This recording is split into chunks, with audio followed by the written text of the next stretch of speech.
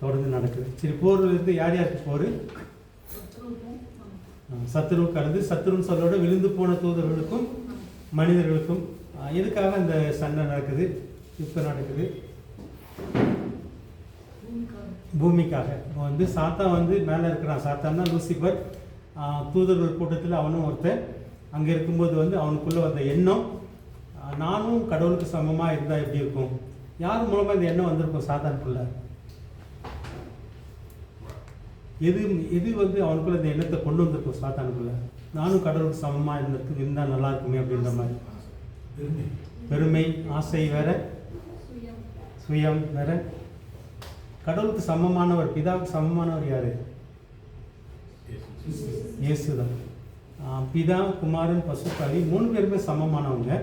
ஆனால் 3 பேரையும் பரலோகத்தில் இவன் பார்க்குறான். சாத்தா வந்து பார்க்குறான். அப்போ தான் வந்து பிதா அளவுக்கு போகணுன்னு அவனுக்கு ஆசை இல்லை. பிதா தான் மேலே, பிதா, அதுக்கடுத்து தான் குமாரன், பசுத்தாவின்னு சொல்லி பார்க்குறோம். ஆனால் பிதா அளவுக்கு போகணுன்ற ஆசை அவனுக்கு இல்லை. ஆனால் அவனுக்கு இயேசு மேலே ஒரு கண்ணு வருது. பிதாவுக்கு சமமாக இருக்கிற மகன் மேலே ஒரு கண்ணு வருது.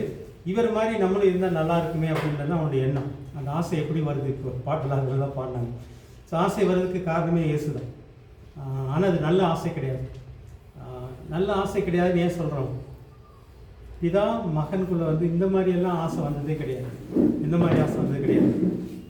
நான் எங்கள் அப்பா மாதிரி தான் நல்லா இருக்குமே, அப்பா மாதிரி தான் அவர் இருக்கிறாரு. அதனால தான் இயேசு வந்து பிதாவுக்கு சமமாக இருந்த போதிலும் அதை கொள்ளையாடின பொருள் தான் போரில் சம்பாதித்த வெற்றி மாதிரி நினச்சிக்காம, நான் ஜெயிச்சு கொண்டது எனக்கு கிடைச்சதுன்ற மாதிரி இயேசு நினச்சிக்காம அதெல்லாம் ஒதுக்கிட்டார்.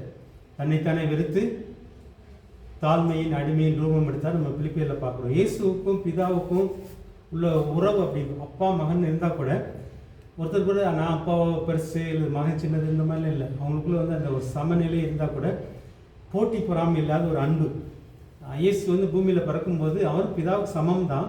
ஆனால் சமமாக இருக்கிறதெல்லாம் பெருசாக நினைக்கலையே. அவர் ஒரு சாதாரண மனுஷனாக பிறக்கிறதுக்கு தன்னை தாழ்த்தினார்.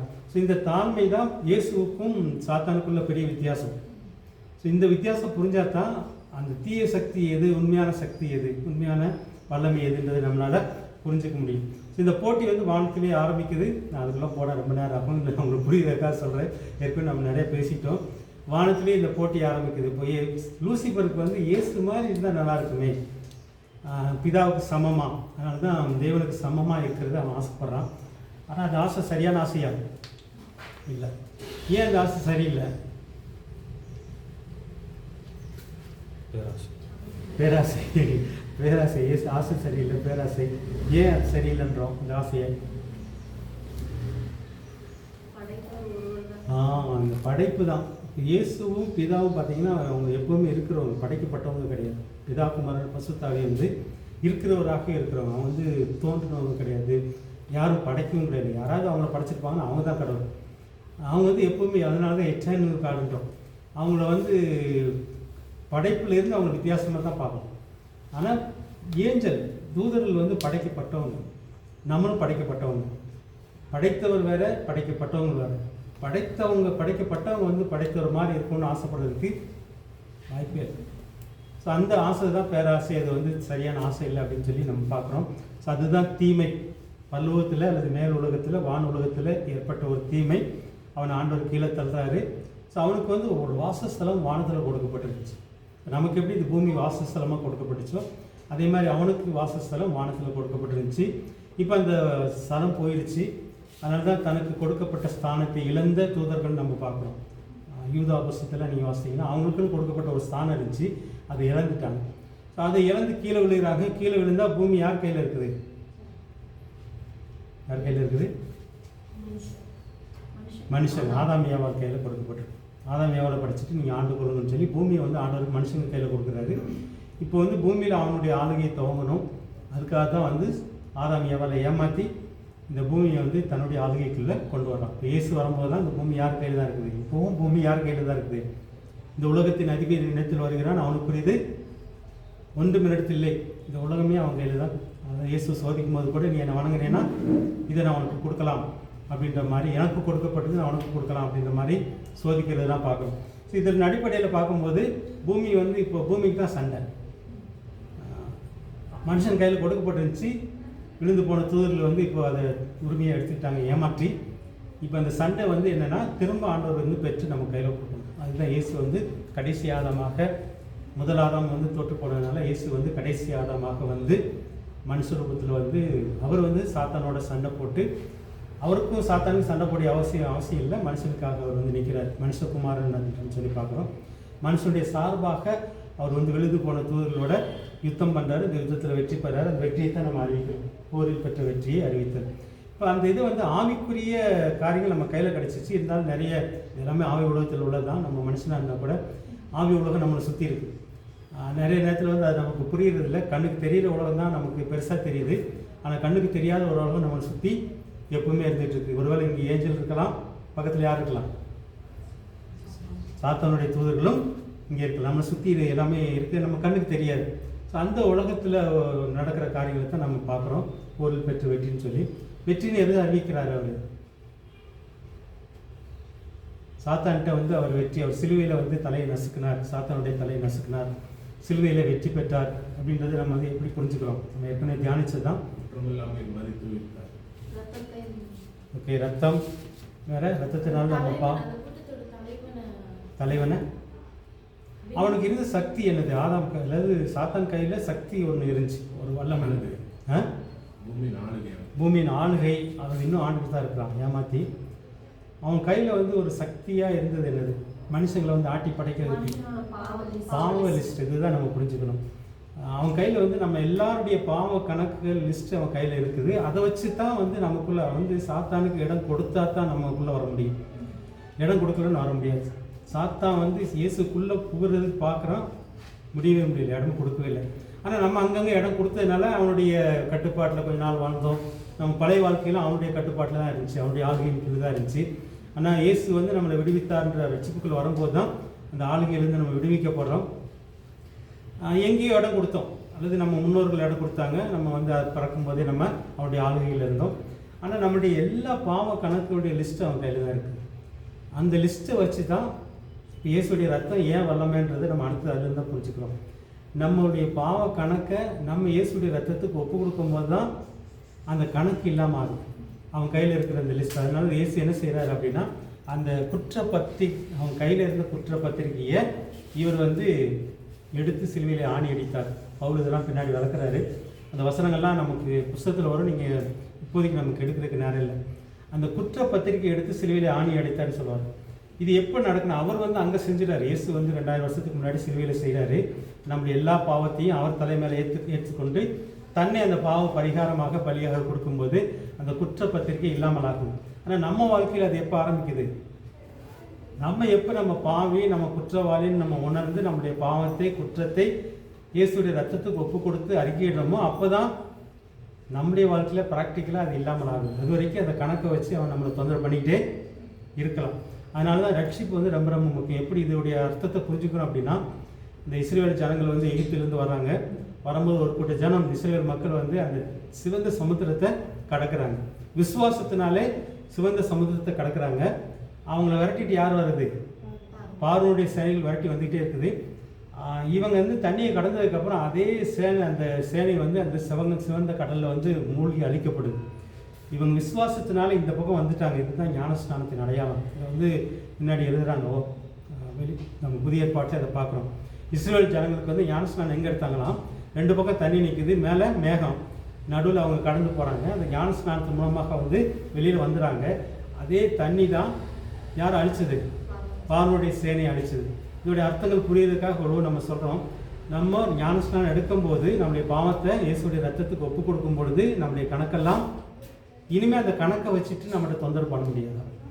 அதனால தான் நம்ம ஞானஸ்நானம் எடுக்கும்போது நீங்கள் பழைய பாவத்துக்கு மறிக்கிறீங்களா, தண்ணிக்குள்ளே நீங்கள் உங்களை அடக்கம் பண்ணுறதுக்கு நீங்கள் ஒப்பு கொடுக்குறீங்களா, இயேசுவோடு சேர்ந்து புதிய வாழ்க்கையை வாழ்றதுக்கு நீங்கள் உங்களுக்கு ஆசையா அப்படின்னு கேட்டு தான் முக்கி கொடுக்குறோம். தண்ணியில் முக்கிறதுக்கு அர்த்தம் என்னென்னா, இயேசுடைய மரணத்துக்குள்ளே உங்களை ஒன்றாக்குறோம். எந்திக்கும் போது இயேசுடைய உயிர்த்தெழுதலில் உங்களை ஒன்றாக்குறோம். இயேசுடைய மரணத்திலையும் இயேசுடைய உயிர்த்தலையும் இணையது தான் ஞானஸ்நானம் அப்படின்னு சொல்லி பார்க்கணும்.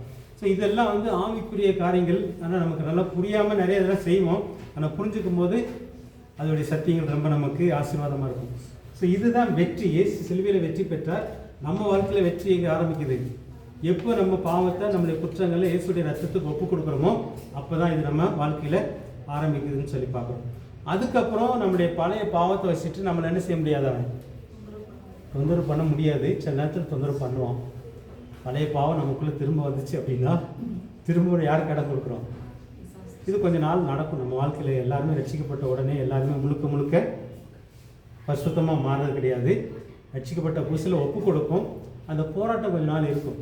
அந்த யுத்தங்கள் நடந்துகிட்டே இருக்கும். பழைய வாழ்க்கைக்கும் புதிய வாழ்க்கைக்கும் உள்ள போராட்டம் நடந்துகிட்டே இருக்கும். ஆனால் நம்மளை அர்ப்பணித்து அதுக்கப்புறமும் நம்ம அர்ப்பணிக்கணும். திரும்ப திரும்ப சாத்தம் வரும், பழைய பாவத்தை சொல்லி திரும்ப பின்னாடி இழுத்துட்டு போக பார்ப்பான். ஆனால் நம்ம அதை விட்டு விலகும்போது முழு வெற்றி நமக்கு கிடைக்கும்னு சொல்லி பார்க்கணும். இதுதான் போரில் பெற்ற வெற்றியை அறிவித்தல். இதெல்லாம் நம்ம புதுசாக ரட்சிக்கப்படுறவங்களுக்கு இதெல்லாம் சொல்ல முடியாது. ஆனால் அவனுக்கு சுருக்கமாக சொல்லும்போது, நம்ம பாவத்தை இயேசு சிலுவையில் சுமந்தார். இயேசு ஏற்றுக்கொள்ளும் போது உங்கள் பாவ கணக்கு வச்சு உங்களை சாத்தான் பின்தொடர முடியாது, தீய சக்தியில் உங்களை பின்தொடர முடியாது அப்படின்னு சொல்லி சொன்னாலே போதும்.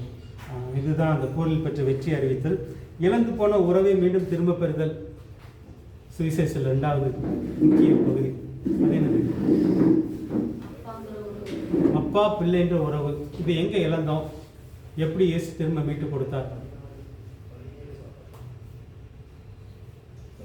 இது ரொம்ப முக்கியன்றதால நான் திரும்ப இந்த பாடத்திலேயே முக்கியமானது இதுதான். இந்த 3 நீங்கள் புரிஞ்சுக்கிட்டீங்கன்னா சுவிசேஷன்றது என்னன்னு புரிஞ்சு. ஆதாம் ஏவால இறந்துடுறாங்க. சரி, ஏன்னா ஆதாமுடைய அப்பா நீங்கள் பார்த்தீங்கன்னா லூக்கா எழுதும்போது இயேசுடைய அப்பா யோசேப்பு அப்படின்னு சொல்கிறாங்க. ஆனால் உண்மையிலேயே யோசேப்பு கிடையாது, பிதா தான் அப்படின்னு சொல்லி ஆரம்பிப்பார். அவங்க அப்பா அவர், அவங்க அப்பா அவர், அவங்க அப்பா அவர்ன்னு சொல்லி கடைசியில் ஆதாமுடைய அப்பா தேவன் அப்படின்னு சொல்லி முடிப்பார். அந்த அப்பா பிள்ளைன்ற உறவு இழந்து போச்சு. இப்போ இயேசு திரும்ப கடைசி ஆழமாக அந்த இழந்து போன உறவை மீட்டு கொடுக்குறாரு. இதை நம்ம புரிஞ்சுக்கணும் அப்படின்னா அந்த கெட்ட குமாரன் கதையை நீங்கள் திரும்ப யோசித்து பாருங்கள். ஒரு வீட்டில் 2 அண்ணன் தம்பி, ஒருத்தன் அப்பா கூட இருக்கிற அந்த அப்பா சொத்தை வாங்கிட்டு போயிட்டான். ஆனால் அப்பா காத்துட்டே இருக்கிற எப்போ திரும்ப வருவான்னு சொல்லி. இந்த திரும்ப வரும்போது அவன் வரும்போது என்ன சொல்லிட்டு வரான், நான் போய் எங்கள் அப்பாவுக்கு மகனாக இருக்க எனக்கு தகுதி இல்லை, ஒரு வேலைக்காரனாக இருந்துக்கலாம். ஏன்னா நான் வேலை செய்கிற முதலாளி எனக்கு சாப்பாடு கூட கொடுக்க மாட்டேன்றான், பண்ணிக்கு போடுற தவிடு கூட கொடுக்க மாட்டேங்க. அப்பாட்ட போனால் நல்ல வேலைக்காரனாக இருக்கலாம், நல்ல சாப்பாடு கிடைக்கும் அப்படின்னு நினச்சி தான் வரான். அப்பா பிள்ளைன்ற இதில் வரும்போது அந்த மாதிரி தான் உறவெல்லாம் போயிடுது. நம்ம வாழ்க்கை பழைய வாழ்க்கை நீங்கள் யோசித்து பார்த்தீங்க அப்படின்னா தேவனுக்கும் நமக்குள்ள உறவு பிரிஞ்சு போய் அப்படி தான் இருப்போம். ஆனால் நம்ம திரும்ப வரும்போது அவர் எப்படி நம்மளை ஏற்றுக்கிறாரு? அவனை வேலைக்காரனாக ஏற்றுக்கிட்டாரா? இல்லை, மகனாக ஏற்றுக்கிட்டாரு. அவனை குளிக்க வைக்கிறாரு, அவனுக்கு நல்ல புதிய ட்ரெஸ்ஸு போட வைக்கிறாரு, மோதிரம் கொடுக்குறாரு, செருப்பு போட வைக்கிறாரு, பெரிய விருந்தெல்லாம் நடக்குது அப்படின்னு சொல்லி பார்க்குறோம். அதனால் ஒருத்தர் இயேசுவோடு சேரும்போது பல்லவ ராஜ்யத்தில் ஒரு கொண்டாட்டமே நடக்குது. நமக்கு அது கண்ணுக்கு தெரியல.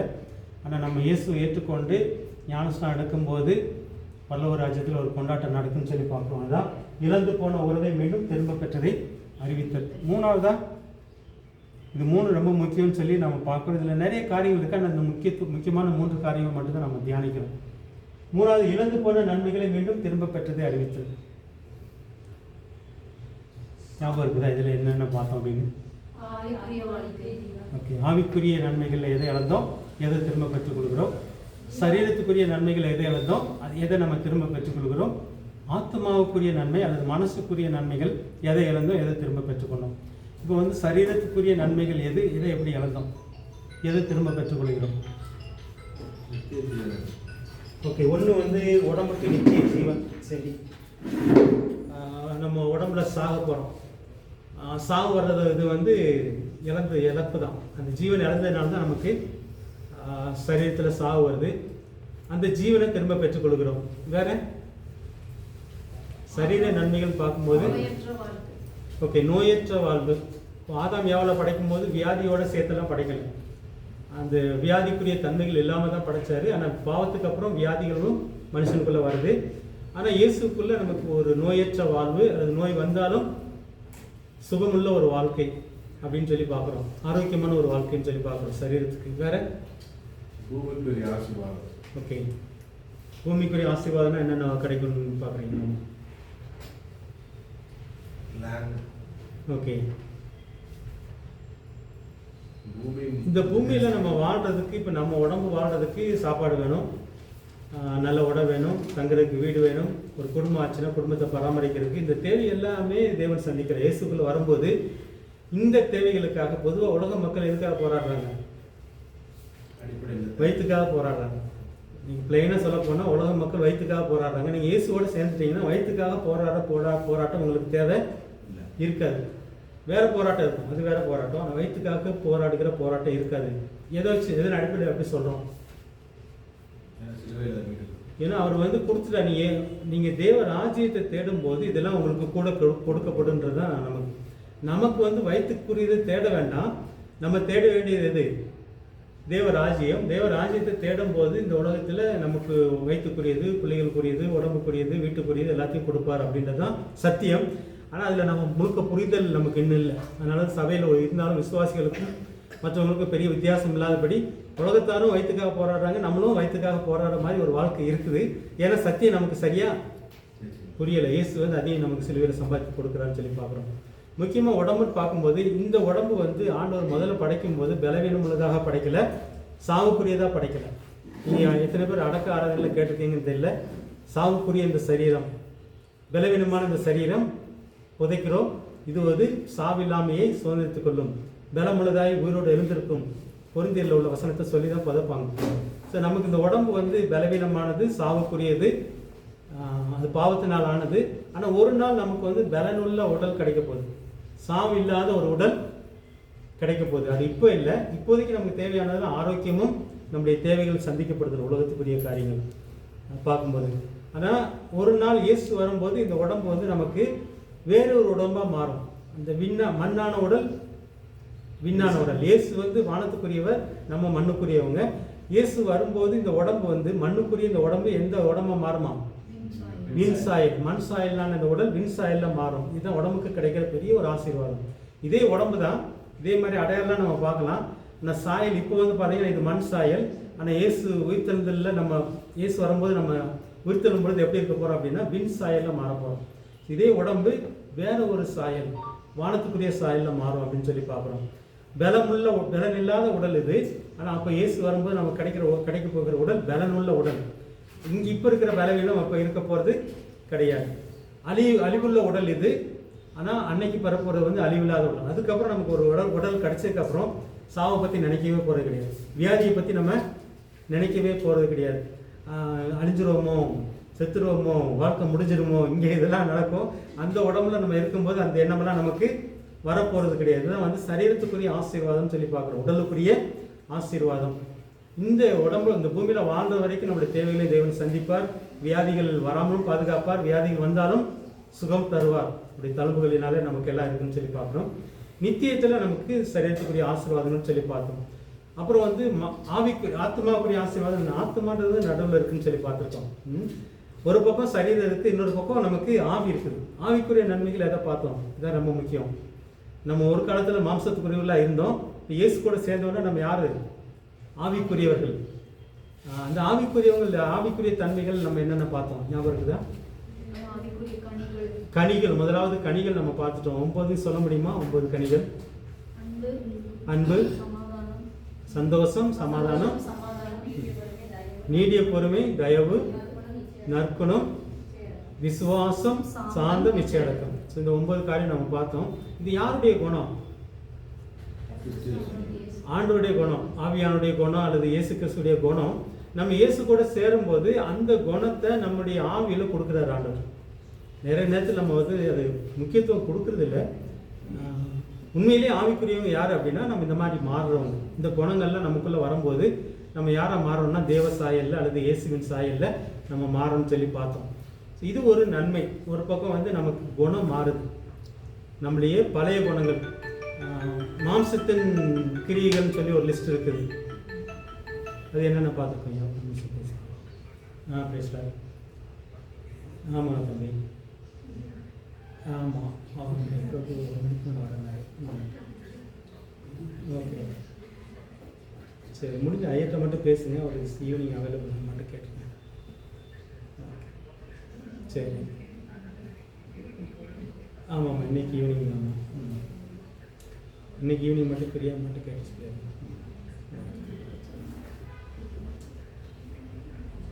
ஓகே,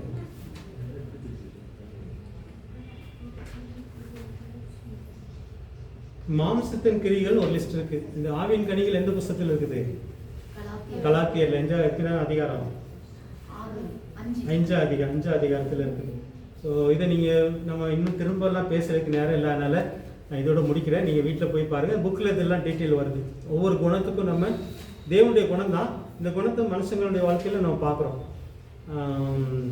சாந்தத்துக்கு வந்து மோசையை பார்த்தோம், நிச்சயடக்கத்துக்கு வந்து யோசேப்பை பார்த்தோம். வேற யாரு? நீடிய பொறுமைக்கு வந்து யோபுவை பார்த்தோம், யோசேப்பு. தயவு காட்டுதல் வந்து யோசேப்பை பார்த்தோம். இந்த மாதிரி ஆண்டோடைய குணத்தை வந்து சில மனுஷனுடைய வேதாகத்தில் உள்ள முக்கியமான தேவ மனுஷனுடைய வாழ்க்கையில் உள்ளதை நம்ம யோசித்து பார்த்தோம். ஏன்னா தேவன்னா அவருக்கு உள்ள குணம் சரி, அதே குணத்தை மனுஷங்களில் பார்க்கும்போது நமக்கும் அந்த குணம் வேணும் அப்படின்ற ஆசை வரும். அதுக்காகத்தான் இப்போ நீடிய பொறுமையிலன்னு உடனே யார் நம்ம மனசில் வரணும்? யோபு மனசில் வரணும். அவருக்கு வந்து எல்லா உபத்திரத்திலையும் அவர் வந்து தேவனை எதுவுமே கெட்டது சொல்லாமல், ஏன்னா இந்த பொறுமை யாருக்கு இல்லை? யோபுடைய மனைவிக்கு இல்லை. யோபுக்கு இருந்த பொறுமை மனைவிக்கு இல்லை. ஸோ அதை பார்க்கும்போது நமக்கும் அந்த பொறுமை வேணும் அப்படின்னு சொல்லி பார்க்குறோம்.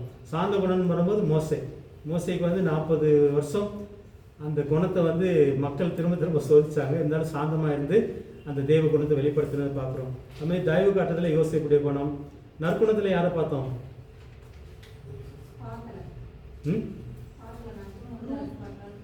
நற்குணத்தில் வந்து பார்த்தோம், ரூத்து பார்த்தோம். அதாவது ரூத்துக்கு வந்து ரூத்துடைய குணத்தை வந்து போவா சொல்றாரு, இது நல்ல குணம், நான் வந்து ஊரறிய செய்கிறேன் இந்த குணத்தை. எதனால் அப்படி சொல்றாரு? ரூத்து நினச்சிருந்தா கணவன் செத்து போயிட்டான், புருஷன் செத்து உடனே ஒரு நல்ல ஒரு வாலிப பையனையோ ஒரு பணக்காரனையோ தேடி போயிருக்கலாம். ஆனால் அவள் எதை தேடினா? செத்து போன புருஷனுடைய குடும்பத்துடைய நன்மையை தேடுறான். அதுதான் போவாஸ்க்கு ரொம்ப பிடிச்ச ஒரு குணம், அதுதான் தேவனுக்கு பிடிச்ச குணம்னு சொல்லி பார்க்கணும். உலகத்தில் பலர் பல விதமாக, இயற்கையில் பல விதமாக தேடி போவாங்க. நம்ம எதை தேடுறோம்? நம்முடைய தேடுதலை வச்சு தான் கடவுள் வந்து நம்ம நற்குணத்தை வந்து பார்க்குறாரு. அதுக்கு உதாரணமாக தான் ரூத்தை பார்த்தோம். ரூத்து வந்து செத்துப்போன புருஷன் செத்துட்டா நம்ம எப்படினாலும் வாழலான்னு போயிருக்கலாம். ஆனால் செத்துப்போன புருஷனுடைய அந்த குடும்பத்துக்குரிய நன்மையை தேடினதுனால அவளை இன்னைக்கு நம்ம பேசுகிறோம். ஆனால் கூட ஒருத்தி ஓர்வாள் இருந்தால் அவள் எதை தேடி போனான்? அவன் ஆசைப்பட்டு போயிட்டான். அவளை பற்றி இப்போ பேசுறது கிடையாது. ஆனால் ரூத்துக்கு ஒரு வாழ்த்தில் பெரிய ஒரு ஆசீர்வாதம் எப்படி கிடைச்சுன்னா, இந்த இஸ்ரேல் ஜனங்களை வந்து ராகேல் மாதிரி நீ வாழ்வ அப்படி வாழ்த்துவாங்க. ரூத்தை வாழ்த்தும் போது சும்மா கிடையாது. ரூத் இந்த கணவனுடைய குடும்பத்துடைய ஆசீர்வாதத்தை தேடினதுனால அந்த இஸ்ரேல் ஜனமே வாழ்த்தும் அவளை. அதை நீங்கள் ரூத்து 4ஆம் அதிகாரத்தில் வாசிக்கலாம். ராகேல் ஆசீர்வதிச்ச மாதிரி தேவன் ரூத்து குடும்பத்தை அதனால யார் பிறந்தது? இப்போ ரூத்து வயிற்றுல யாருடைய தாத்தா பிறக்கிறார். ஸோ இதெல்லாம் வந்து கிடைச்ச ஆசீர்வாதங்கள்னு சொல்லி பார்க்கணும். இந்த மாதிரி நற்குணத்தினால நமக்கு ஆண்டவர் ஆசீர்வாதம் வச்சுக்காரு. இப்போ ரூத்துடைய வாழ்க்கையில் இந்த மாதிரி நல்ல குணம், நம்ம வாழ்க்கையில் எது நல்ல குணத்தை ஆண்டவர் பார்க்குறாரு. ரூத்துடைய வாழ்க்கையில் இந்த மாதிரியெல்லாம் கிடையாது. நம்ம வாழ்க்கையிலும் சில நல்ல குணங்களை தேவன் எதிர்பார்க்கலாம். அந்த குணத்தை பார்த்த உடனே தேவன் நம்மளை அப்படியாக ஆசீர்வதிக்கிறான்னு சொல்லி பார்க்குறோம். வேற நற்குணம் இச்சை அடக்கத்தில் யாரை பார்த்தோம்? யோசேப்பு. வேற இச்சை அடக்கம் இல்லாதவங்க ஏவாள் ஆரம்பிச்சிடலாம். நீங்கள் இச்சை அடக்கம் எங்கே தோற்று போச்சு அப்படின்னா ஏவாள் இச்சை வருது. அந்த பாட்டு இன்னைக்குரிய பாட்டு ஆசையை வந்து சாத்தான் தூண்டுறான். ஏவாள் அங்கே இச்சை அடக்கம் இல்லை. இந்த இச்சை அடக்கம் வரணும் அப்படின்னா இது என்ன அப்படின்னு சொல்லி பார்த்தோம் அப்படின்னா, இந்த இச்சை கர்ப்பம் தரித்து பாவத்தை பிறப்பிக்கும். கடவுளுக்கு பிடிக்காத ஆசைகளுடைய வாழ்க்கையில் சாத்தான் போடலாம், நமக்கும் வரலாம், சொந்தமாக இயற்கையாக வரலாம். சாத்தானும் அந்த ஆசைகளை போடலாம். அந்த ஆசைகள் வர்றது தப்பு கிடையாது. வந்தோன்னு என்ன செய்யணும்? அதை அபார்ட் பண்ணணும்னு சொல்லுவாங்க. குழந்தை வந்து இல்லீகலாக பிறந்தா இல்லீகலாக வயிற்றில் உண்டாயிடுச்சுன்னு அபார்ட் பண்ணுவாங்க. அதே மாதிரி அந்த மாதிரி ஆசைகளை நம்ம வந்து வெளியே ஏற்றிக்கிட்டே இருக்கணும். கடவுளுக்கு பிடிக்காத ஆசைகளை ஏற்றிக்கிட்டே இருந்தால் தான் அதுக்கு பேர் தான் இச்சை அடக்கம், வேறு ஒன்றும் கிடையாது. ஆசை உள்ளே வந்துக்கிட்டே இருக்கும். நம்ம சொந்த ஆசை வரும், மற்ற சாத்தான் மூலமாக ஆசை வரும், மற்றவங்க மூலமாக ஆசை வரும். கடவுளுக்கு பிடிச்ச ஆசைனா ஓகே, பிடிக்காத ஆசைன்னா அதை நம்ம மனசுலேருந்து நீக்கிட்டே இருக்கணும். நீக்கிட்டே இருந்த ஏவாளுக்கு வந்து அந்த பழத்தை சாப்பிடணும்னு ஆசை 1 நாளாக 2 நாளாக தெரியல. ஆனால் அந்த ஆசை வந்தவொன்னு என்ன செஞ்சுருக்கணும்? புருஷன்ட்ட போய் பேசியிருக்கணும். அல்லது ஆண்டவர் அடுத்த நாளுக்கு சாயந்தரம் வந்து பேச வருவாரு, இந்த மாதிரி ஒரு ஆசை வருது, நான் என்ன செய்யணும் அப்படின்னு ஆண்டவர்கிட்ட கேட்டிருந்தா தப்பிச்சிருக்கலாம். அந்த இச்சை அடக்கம் இல்லாதனால இப்போ யூதாஸுக்கு வந்து அந்த வெள்ளிக்காசு மேலே ஆசை, அந்த பணத்தின் மேலே ஆசை வந்துகிட்டே இருக்குது. இயேசுகிட்ட கேட்கணும், கூட தானே இருக்கிறாரு, இந்த மாதிரி உங்களை காட்டி கொடுத்தா 30 வெள்ளிக்காசு தரேன்னு சொல்கிறானே, நான் வாங்கலாமா? ஒரு வார்த்தை கேட்டிருந்தா என்ன இருக்கும்? யூதாஸு தப்பிச்சிருக்கலாம். இந்த மாதிரி பல இடங்களில் பார்த்தீங்கன்னா அந்த ஆசைகள் வந்துகிட்டே இருக்கணும். உலகத்தில் வாழ்றதுனால உலக ஆசைகள் வந்துட்டு தான் இருக்கும். நம்ம ஆண்டவரோட பேசணும். அந்த ஆசைகளை வந்து ஆண்டவர்கிட்ட சொல்லணும். இந்த ஆசை வந்து வர்றது சரியா, இந்த ஆசைப்படி எனக்கு கிடைக்கிறது சரியா, இந்த ஆசைப்படி நான் நடக்கிறது சரியா நம்ம கேட்கும்போது தான் அந்த அடக்கம், அந்த இச்சையை வந்து இது வந்து பிடிக்காத ஆசை ஆண்டவர் வந்து விளக்குறதுக்கு நமக்கு உதவி செய்கிறான்னு சொல்லி பார்த்தோம். இந்த மாதிரி இதெல்லாமே ஆண்டவருடைய குணங்கள், ஆவியானுடைய குணங்கள், இயேசுடைய குணங்கள் நமக்கு ஆண்டவர் தராரு, புதிய வாழ்க்கையில் நமக்கு தராரு. ஸோ இந்த 9 நீங்கள் எப்போ மறக்கக்கூடாது. நாங்கள் நேற்று கூட எங்கள் வீட்டில் இதை திரும்ப பேசணும். இந்த 9 கனிகளை வந்து நம்ம மறந்துட்டோம் அப்படின்னா நம்ம வாழ்க்கை எப்படி இருக்கும்? திரும்ப பழைய வாழ்க்கையில் போயிடும். இந்த மாம்சத்தின் கிரியைகள் ஒரு லிஸ்ட் இருக்கு பாருங்க, இதுலையாவது 9 இருக்குது, அதில் 15 இருக்குது. அந்த 15 ஆட்டோமேட்டிக்காக வந்து பிடிச்சிக்கிறோம். ஏன்னா நம்ம அதில் இருந்தோம்.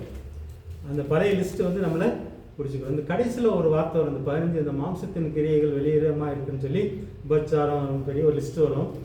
கடைசியில் பார்த்தீங்கன்னா இவைகளை செய்கிறவர்கள், இவைகளின்படி நடக்கிறவர்கள் தேவனுடைய ராஜ்யத்தை சுதந்தரிப்பது இல்லை அப்படின்ட்டு வந்துடும். இதுதான் எனக்கு வந்து ரொம்ப பிடிச்ச ஒரு வசனம். அப்படின்னா இதெல்லாம் செஞ்சிட்டு இருந்தோம் அப்படின்னா நம்ம யார் நாட்டில் இல்லை, யார் நாட்டுக்கு சொந்தக்காரங்க இல்லை, தேவ நாட்டுக்கு, ஆண்டோடைய ராஜ்யத்துக்கு சொந்தக்காரங்க இல்லை. ஏன்னா இந்த கனிகளில் இருக்கிறோம் அப்படின்னா நம்ம யாருக்கு சொந்தமாக இருக்கிறோம், எந்த நாட்டுக்கு சொந்தக்காரங்களாக இருக்கிறோம்? தேவனுடைய ராஜ்யத்துக்கு சொந்தமாக இருக்கணும்னு சொல்லி பார்க்குறோம். இந்த கனிகள் வளர வளர, கனிகள் பெருக பெருக நமக்குள்ள தேவ ராஜ்யம் பெருகுதுன்னு அர்த்தம். வேற ஒன்றும் கிடையாது. ஆணுடைய ராஜ்யம் எங்கே இல்லை, மேலே இல்லை, நம்ம செத்தா போகிறதுக்கெல்லாம் கிடையாது. அதனால தான் நான் வந்து நாங்கள் பாஸ்டர்ஸ் மீட்டிங்கோடு தியானிக்கும் போது மனசு வந்து நடுவில், ஆத்மா நடுவில் இருக்குது. இது வந்து இப்போதைக்கு சரீரத்தை மாத்திரம் பார்த்துருக்கிறதுனால இந்த உலகம் மட்டும்தான் பெருசாக தெரியுது, இந்த உலக ராஜ்யங்கள் தான் நமக்கு பெருசாக தெரியுது. மனம் திரும்புகிறோம், உலக ராஜ்யத்திலேருந்து மனசு எந்த பக்கம் திருப்புறோம்? தேவ ராஜ்யத்தை நோக்கி நம்ம மனசை திருப்புறோம். அந்த ஆவிக்குரிய வாழ்க்கையை நோக்கி நம்ம மனசை திருப்புறோம். திருப்பும் போது இதெல்லாம் வரும், ஆவியின் கனிகள் எல்லாம் நமக்குள்ள வரும். ஆவியினுடைய கனிகள் வர வர தேவனுடைய ராஜ்யம் நமக்குள்ள பெருகிட்டே இருக்குன்னு அர்த்தம். வேற ஒன்றும் கிடையாது. தேவனுடைய ராஜ்யம் நம்ம செத்ததுக்கு அப்புறம் போகிற பரலவும் கிடையாது, நமக்குள்ளேயே இருக்குது அந்த ராஜ்யம். நமக்குள்ளே இந்த ராஜ்யம் பெருகிறத நம்ம அனுபவிக்கிறோம். எப்படி வந்து இந்த குணங்கள் உள்ளவங்க தேவனுடைய ராஜ்யத்தை அனுபவிக்க முடியாதோ, அதே மாதிரி ஆவியின் குணங்கள் உள்ளவங்க தேவனுடைய ராஜ்யத்தை அனுபவிக்கலாம். இந்த ஆவியின் குணங்களை நம்ம அனுபவிக்க தேவனுடைய ராஜ்யம் நமக்குள்ள பெருகும். இந்த உலக காரியங்கள் நமக்கு பெருசாக தோணாது அப்படின்றதான் பெரிய சத்தியம் சொல்லி பார்த்தோம். இழந்து போன நன்மைகள், ஆவிக்குரிய நன்மைகள் வந்து கனிகள் மட்டும்தானா? வேற எது இருக்கு? வேற ஏதாவது இருக்குதா ஆவிக்குரிய நன்மைகள்ல? அப்பா பிள்ளை உறவு அது வேற. ஆவிக்குரிய நன்மைகள் வந்து இன்னொன்று பார்த்தீங்கன்னா எபேசில் வந்து ஆவிக்குரிய ஆயுதங்கள்னு ஒன்று இருக்குது. எத்தனை பேர் தியானிச்சிருக்கேன்? அதை நம்ம பார்க்குறோம், பார்த்துட்டு நம்ம அடுத்ததுக்குள்ளே போகலாம்.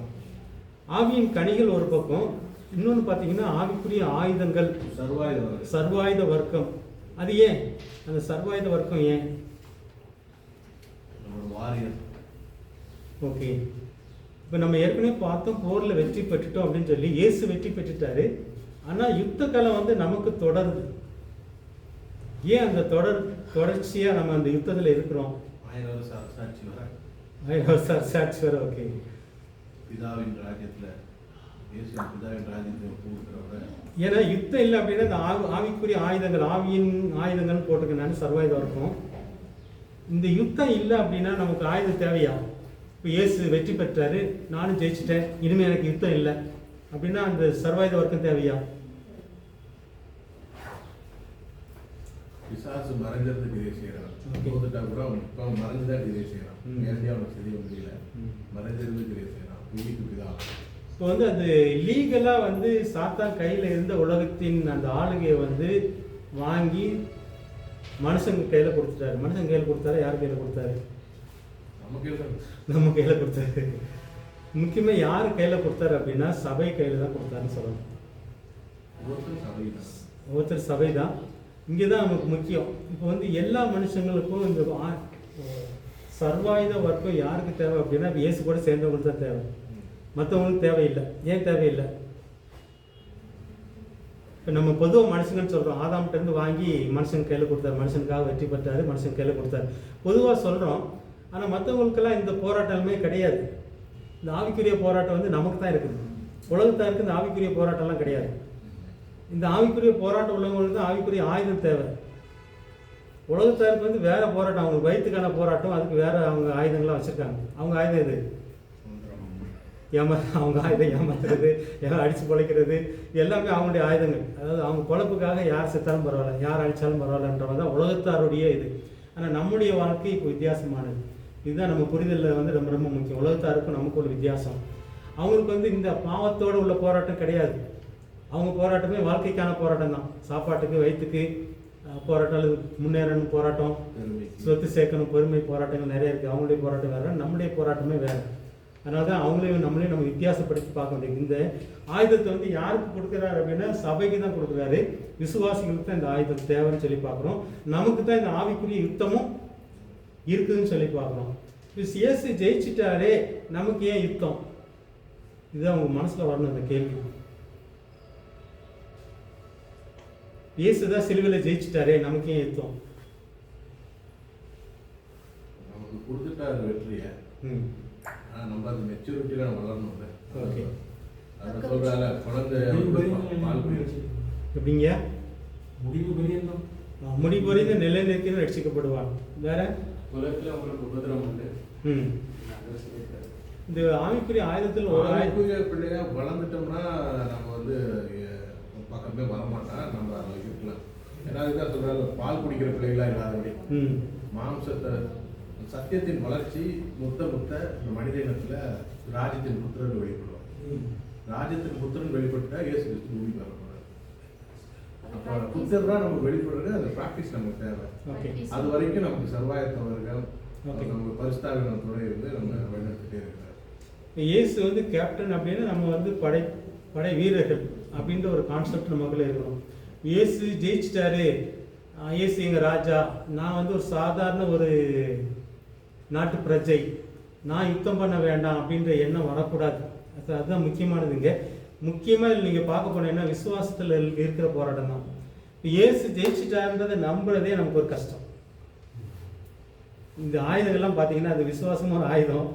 ஏன்னா இது வந்து நமக்குள்ள சந்தேகத்தை போட்டுக்கிட்டே இருப்பான் சாத்தான். இந்த ஆவிக்குரிய யுத்தம், ஆவிக்குரிய போராட்டம், ஆவிக்குரிய ஆயுதங்கள்லாம் நீங்கள் உள்ள ஆழமாக தியானிச்சிங்கன்னா உங்களுக்கு புரியும். எல்லாமே பார்த்தீங்கன்னா இந்த தடுப்பு ஆயுதங்கள், தாக்குறத வந்து நம்ம மேலே அடிபடாமல் தடுக்கிற ஆயுதங்கள் தான் எல்லாமே. ஒன்று மட்டும்தான் திருப்பி அடிக்கிறது. எது அது? ஆவியின் பட்டயமாகிய வசனம். இந்த வசனத்தை மட்டும்தான் நம்ம சாத்தானை விரட்டுறதுக்கு பயன்படுத்துகிற ஒரு பட்டயம் மாதிரி பயன்படுத்தலாம். மீதி 5மே அவன் வந்து நம்மளை அடிக்க வர்றான், நம்ம மேலே அடி விழக்கூடாமல் தடுக்கிற ஆயுதங்கள் தான். இதனால தான் இந்த சர்வாயுத வர்க்கத்தில் பார்த்தீங்கன்னா இந்த ஆயத்தை நீங்கள் போட்டு நின்றீங்கன்னா நீங்கள் தாக்கப்பட மாட்டீங்க, சாத்தானால நீங்கள் தாக்கப்பட மாட்டீங்க அப்படின்றது தான் ஒரு சத்தியம்னு சொல்லி பார்த்துக்கோம். முக்கியமாக இது ஆயுதம் எதுக்கு அப்படின்னா அவன் வந்து நமக்குள்ள சந்தேகத்தை போட்டுகிட்டே இருக்கலாம். இந்த இயேசு உண்மையிலேயே கடவுள் தானா இல்லை மனுஷனா? இன்னைக்கு சொல்கிறாங்க முருகனை பெருசாக கொண்டாடிட்டு இருக்காங்க தமிழ்நாட்டில். வெற்றி பெறணுன்றதுக்காக முருகன் பேரை சொன்னால் நிறைய பேர் ஓட்டு போடுவாங்கன்ற மாதிரி. வந்து முருகன் உண்மையிலே கடவுளா இல்லை ஒரு முப்பாட்டன் மட்டுமா? அது மாதிரி இயேசு வந்து ஒரு முன்னோர் தானா, ஒரு முப்பாட்டன் தானா? அவரால் நம்மளை காப்பாற்ற முடியுமா, முடியாதா? இந்த மாதிரி நிறைய கேள்வி எத்தனை பேர் மனசில் ஓடிட்டு இருக்குன்னு தெரியல. இயேசு உண்மையிலேயே தேவகுமாரனா, இயேசு உண்மையிலேயே கடவுளா, அவரால் நம்மளை காப்பாற்ற முடியுமா, அவருடைய தலைமுறைகளால் நம்மளை உண்மையிலே குணப்படுத்த முடியுமா, உண்மையிலே அவர் நமக்கு நம்முடைய தேவைகள்லாம் சந்திப்பாரா? இந்த போராட்டம் இதுதான் உண்மையான ஆவிக்குரிய போராட்டம். இந்த போராட்டத்தில் வந்து நீங்கள் விழுந்து போகக்கூடாதுக்காக தான் இந்த ஆயுதங்களாக போட்டுக்கணுன்றது தான் வருது. இந்த ஆயுதங்களை வந்து நீங்கள் சத்தியம் அப்படின்னு சொல்லி பார்க்குறோம். சத்தியம் எத்தனை ஆயுதங்கள் இருக்குது? தடுப்பு ஆயுதங்கள். ஒன்று பெல்ட்டு. யுத்த வீரர்கள் வந்து பெல்ட் போட்டிருப்பாங்க. அந்த பெல்ட்டில் வந்து பார்த்தீங்கன்னா வாழை சொருகி வைக்கிறதுக்கு ஒரு இடம் இருக்கும், மற்ற ஆயுதங்கள்லாம் வந்து வைக்கிறதுக்கு இடம் இருக்கும். இந்த பெல்ட் ரொம்ப ரொம்ப முக்கியம்னு சொல்லி பார்க்குறோம். முதல்ல வந்து பெல்ட்டு தான் சொல்லியிருக்கோம். ஏன் பெல்ட்டு? பேலன்ஸ் பண்ணணும். பெல்ட் இல்லை அப்படின்னா எல்லாம் முடிஞ்சு, எல்லா ஆயுதமும் எந்த ஆயுதமும் வைக்க முடியாது. ஸோ அதனால் சத்தியத்தை வந்து நீங்கள் பெல்ட் மாதிரி போட்டுக்கோங்கன்றாரு. எது சத்தியம்? இதுதான் முதல் ஆயுதம். ஆயுதத்தில் வந்து முதல் இது வந்து நம்ம இதை இன்னைக்கு கொஞ்சம் ஆழமாக தியானிச்சுட்டு மற்ற காரியங்கள்லாம் சிம்பிளாக முடிக்க போகிறோம். பெல்ட் வந்து சத்தியம் அப்படின்றாரு. சத்தியத்தை பெல்ட் மாதிரி போட்டுக்கோங்க, உண்மையை வந்து நீங்கள் பெல்ட் மாதிரி போட்டுக்கோங்க அப்படின்றத. எது உண்மை? எந்த உண்மையை நம்ம பெல்ட்டாக போட்டுக்கணும்? இயேசு நமக்காக செய்யுது. புதிய உடன்படிக்கை சத்தியத்தை பெல்ட்டாக. ஓகே, இது மாதிரி நிறைய காரியங்கள் இருக்குது. அதனால இயேசு சொல்ற நானே சத்தியம். இயேசு தான் சத்தியம். ஏன்னா இயேசு தான் வந்து இயேசு மாதிரி மற்றவங்களும் கடவுளா, முருகனும் இயேசுவும் ஒன்றா, அவர்தான் உண்மை. அந்த உண்மை அவர் தான்றதை நம்ம உறுதியாகணும். இந்த மனசில் வந்து உறுதியாக தான். பெல்ட் வேற ஒன்றும் கிடையாது. உங்கள் மனசில் இயேசு தான், இயேசு விட்டு எனக்கு வழி இல்லை அப்படின்ற ஒரு உறுதி. இயேசு தான் உண்மை, இயேசு தான், இயேசு பேசுனதான் உண்மை, இயேசு சொன்னதான் உண்மை, அவருடைய உபதேசங்கள் தான் உண்மை, மற்றதெல்லாம் பொய் தான். ஒருவேளை மெய் மாதிரி இருக்கலாம், ஆனால் பொய் தான் அப்படின்ற ஒரு புரிதல் உங்களுக்கு வந்துச்சு அப்படின்னா உங்களுக்கு உங்களுடைய ஆயுதம் கரெக்டாக, உங்கள் பெல்ட் கரெக்டாக டைட்டாக இருக்குன்னு அர்த்தம். உங்களுக்கு வந்து இயேசுவும் வேற யாரும் இல்லை. இன்னொருத்தர் ஒரு புத்தர் சொன்னது நல்லா இருக்குதே, விவேகானந்தர் சொன்னதும் நல்லா இருக்குதே, இந்த மாதிரிலாம் உங்களுக்குள்ள யோசனை வருது அப்படின்னா பெல்ட் என்ன இருக்குது? பெல்ட்டு லூஸாக அர்த்தம். மற்ற ஆயுதங்கள் போட முடியாதுன்னு அர்த்தம். என்னை பொறுத்தவரை இப்போ ஒரு வியாதியஸ்தனுக்கு வந்து பெல்ட் எப்படி இருக்கணும் அப்படின்னா, இயேசுடைய தழும்புகளால் என் வியாதி எந்த வியாதியாக இருந்தாலும் குணமாக்க முடியுன்ற ஒரு உறுதி இருந்துச்சுன்னு வைங்களேன், என் பெல்ட் ஸ்ட்ராங்காக இருக்குன்னு அர்த்தம். இல்லை இயேசுடைய தழும்புகளும் வேணும், எனக்கு வேற கொஞ்சமும் தேடலாம் அப்படின்றபோது கொஞ்சம் லூஸ் ஆகுதுன்னு அர்த்தம். இது வந்து பல விதத்தில் பல கோணத்தில் நீங்கள் பார்க்கலாம். இயேசு தான் சத்தியம், இயேசுடைய தழும்புகள் வந்து எல்லா வியாதியும் குணப்படுத்த முடியும் அப்படின்னா என்னுடைய சர்க்கரை வியாதி குணப்படுத்த முடியும், என்னுடைய சுகரையும் குணப்படுத்த முடியும், என்னுடைய பிபியும் குணப்படுத்த முடியும். இதில் நீங்கள் உறுதி ஆகிட்டீங்கன்னா உங்கள் பெல்ட் ஸ்ட்ராங்காக இருக்குன்னு அர்த்தம். சாத்தா அங்கே வந்து உங்களுக்கு எந்த வேலையும் செய்ய முடியாது, வேற யாராவது போட்டு நோண்ட முடியாது உங்களை. ஸோ இதைத்தான் இயேசு சத்தியம், இயேசு தான் சத்தியம். இது வந்து ஒவ்வொரு கோணத்துலையும் வியாதியத்திற்கு தழும்பு, கடன் பிரச்சனை இருக்கவங்களுக்கு எது என் தேவைகள் எல்லாம் சந்திப்பான்ற ஒரு உறுதி. அந்த உறுதி இருந்துச்சுன்னா நம்ம கடன் வாங்க போக மாட்டோம். அந்த உறுதி இல்லை அப்படின்னா தான் நம்ம வேற ஏதாவது தேடுவோம். இதுதான் சத்தியத்தின் வந்து பல கோணங்கள் இருக்குது. இயேசு தான் சத்தியம். வியாதியஸ்தருக்கு அவர் ஒரு விதமாக பார்க்குறோம், பண பிரச்சனைக்கு அவர் இன்னொரு விதமாக, இன்னொரு பிரச்சனைக்கு அவர் வேறு விதமாக பார்க்குறோம். ஆனால் உறுதியாக இயேசுக்குள்ளே எல்லா தீர்வும் இருக்குது. அது பண பிரச்சனையோ, வியாதி பிரச்சனையோ, உறவு பிரச்சனையோ, எந்த பிரச்சனையாக இருந்தாலும் இயேசு தான், இயேசு கூட இருந்தேன்னா அவர் எனக்கு தீர்த்து கொடுப்பார் அப்படின்ற ஒரு உறுதி உங்களுக்கு கிடைச்சிச்சு அப்படின்னா உங்கள் பெல்ட்டு, நம்ம பெல்ட் ஸ்ட்ராங்காக இருக்குன்னு அர்த்தம். இதில் எங்கேயாவது நமக்கு தடுமாற்றம் இருந்துச்சு அப்படின்னா பெல்ட் லூஸாக இருக்குன்னு அர்த்தம். சாத்தானுக்கு லூஸ் எங்கே இருந்தாலும் அவன் வருவான், சரியா? அவனுக்கு இடம் இருக்குன்னு அர்த்தம் தான். அவன் வந்து நம்ம தாக்குறதுக்கு அவனுக்கு வந்து சின்ன ஓட்டை கிடைச்சா போதும், சின்ன துவாரம் கிடைச்சா போதும் அந்த வழியில் உள்ள நுழையிறதுக்கு. அதனால தான் வந்து பார்த்தீங்கன்னா தந்திரமாய் நுழைகிறவன் சாத்தான் வந்து பார்த்தீங்கன்னா சபைகளுக்குள்ள எப்படி நுழைவானா, தந்திரமாக நுழைவானா. எங்கே ஓட்டை இருக்குது, எங்கே கீறல் இருக்குது, அதுக்குள்ளே நுழையணும்னு சொல்லுவாங்க. ஸோ முதல் இது சத்தியம் பெல்ட். ரெண்டாவது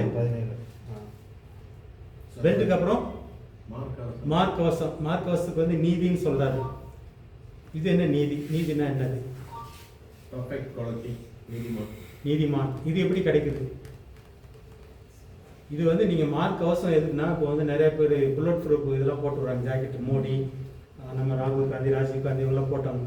ஏன்னா எவனாவது தூரத்துலேருந்து சுட்டுடலாம், ஆனால் அந்த குண்டு உள்ளே போக குறைச்சி இங்கே போச்சுன்னா கதை முடிஞ்சு. அதனால தான் அந்த புல்லட் ப்ரூஃப் போடுவாங்க. ஜெயலலிதா கூட உள்ளே போட்டு தான் அந்த கவுன்லாம் போட்டு பார்த்துருவாங்க.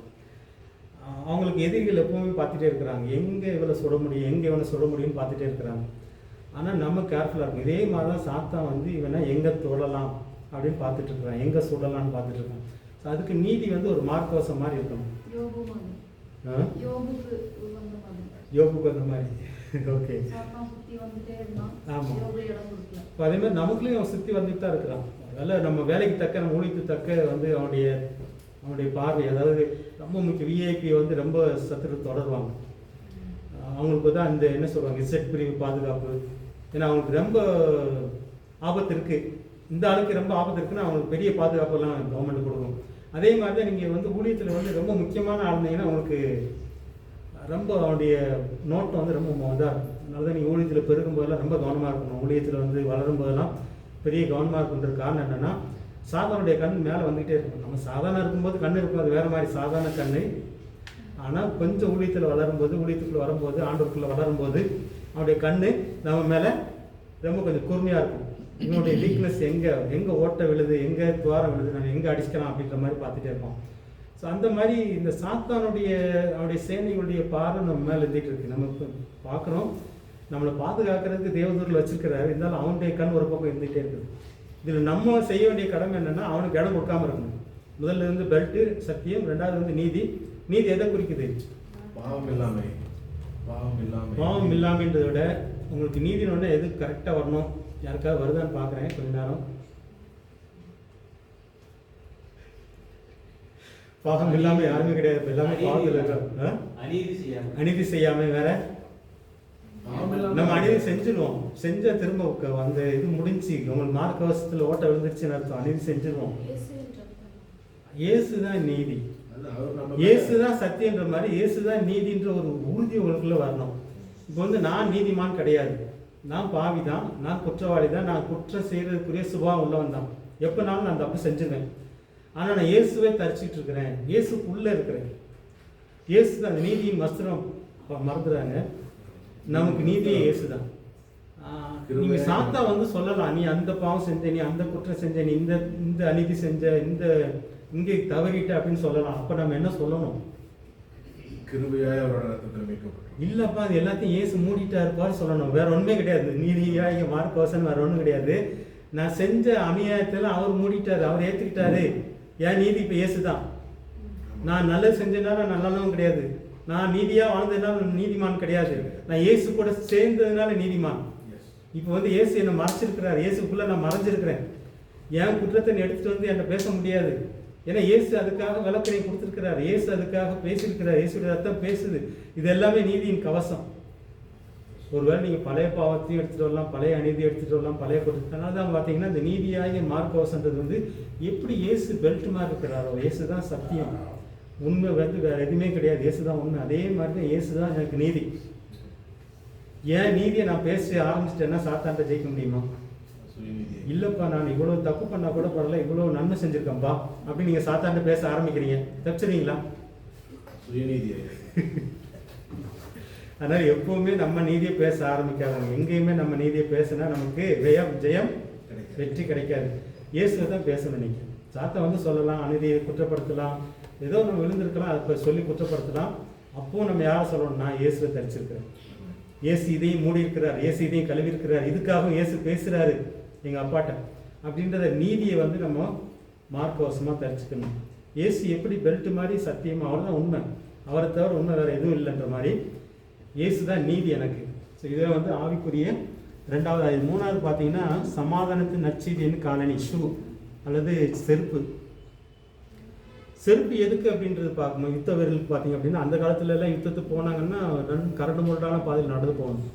செருப்பு இல்லாமல் யுத்தத்துக்கெல்லாம் போக முடியாது. செருப்பு வந்து எப்பவுமே நீங்கள் போட்டிருக்கணும், அது ஒரு ஆயத்தத்தை குறிக்குது. சமாதானத்தின் நற்செய்தி அப்படின்ற செருப்பை நீங்கள் போட்டிருக்கணும். இதில் என்ன புரியுது உங்களுக்கு?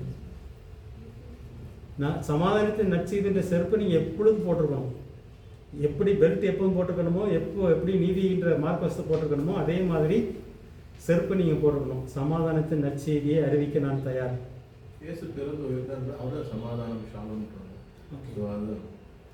இப்போ வந்து இயேசுனால நானும் அப்பாவும் சமாதானம் ஆகிட்டோம். இயேசு சிலுவையில் செஞ்ச செயல்னால இது நற்செய்தி. இதுதான் நம்ம வந்து இந்த பாடத்தோட டாப்பிக்கே தான், சுவிசேஷம் அப்படின்றது அதுதான். இயேசு எனக்காக என் பாவத்தெல்லாம் ஏற்றுக்கிட்டதுனால, என் கணக்கெல்லாம் ஏற்றுக்கிட்டதுனால, நான் இயேசுவை நம்புறதுனால நானும் அப்பாவும் இப்போ அப்பா பிள்ளை உறவுகளை வந்துட்டோம். சமாதானம் ஒரு காலத்தில் இல்லை நமக்கு. நம்ம பாவியை வளரும்போது கடவுள் சொல்லியிருக்கலாம். கடவுளுக்கு நமக்கு சமாதானம்லாம் கிடையாது. இன்றைக்கும் நிறைய பேர் கடவுள் சொல்கிறாங்க, என்னென்னமோ எல்லாம் சொல்கிறாங்க. கடவுள்னு சொன்னால் கூட கடவுளோட அவங்க சமாதானம் இருந்துச்சு அவங்க வாழ்க்கை எப்படி இருக்கும்? வித்தியாசமாக இருக்கும். ஆனால் உண்மையிலே யாருக்கு சமாதானம் கிடைச்சிருக்கு அப்படின்னா, யார் இயேசு எனக்காக செய்தது நம்புகிறாங்களோ அவங்களுக்கு பிதாவோட ஒரு சமாதானம் கிடைக்குது, கடவுளோட ஒரு சமாதானம் கிடைக்குது. தான் நற்செய்தி, வேறு ஒன்றும் கிடையாது. இந்த நற்செய்தி எனக்கு கிடைச்சிருச்சு. நான் வந்து அப்பா கூட சமாதானம் ஆகிட்டேன். கடவுளாகி அப்பா கூட நான் இப்போ சமாதானமாக இருக்கிறேன். ஒரு காலத்தில் இல்லை, இப்போ இயேசு செஞ்ச செயல் மூலமாக எனக்கு சமாதானம் இருக்குது. இந்த சமாதானத்தை நான் யாருக்கும் சொல்றதுக்கு தயார். இதுதான் செருப்பு போடுறதுக்கு சமம். புரியுதா?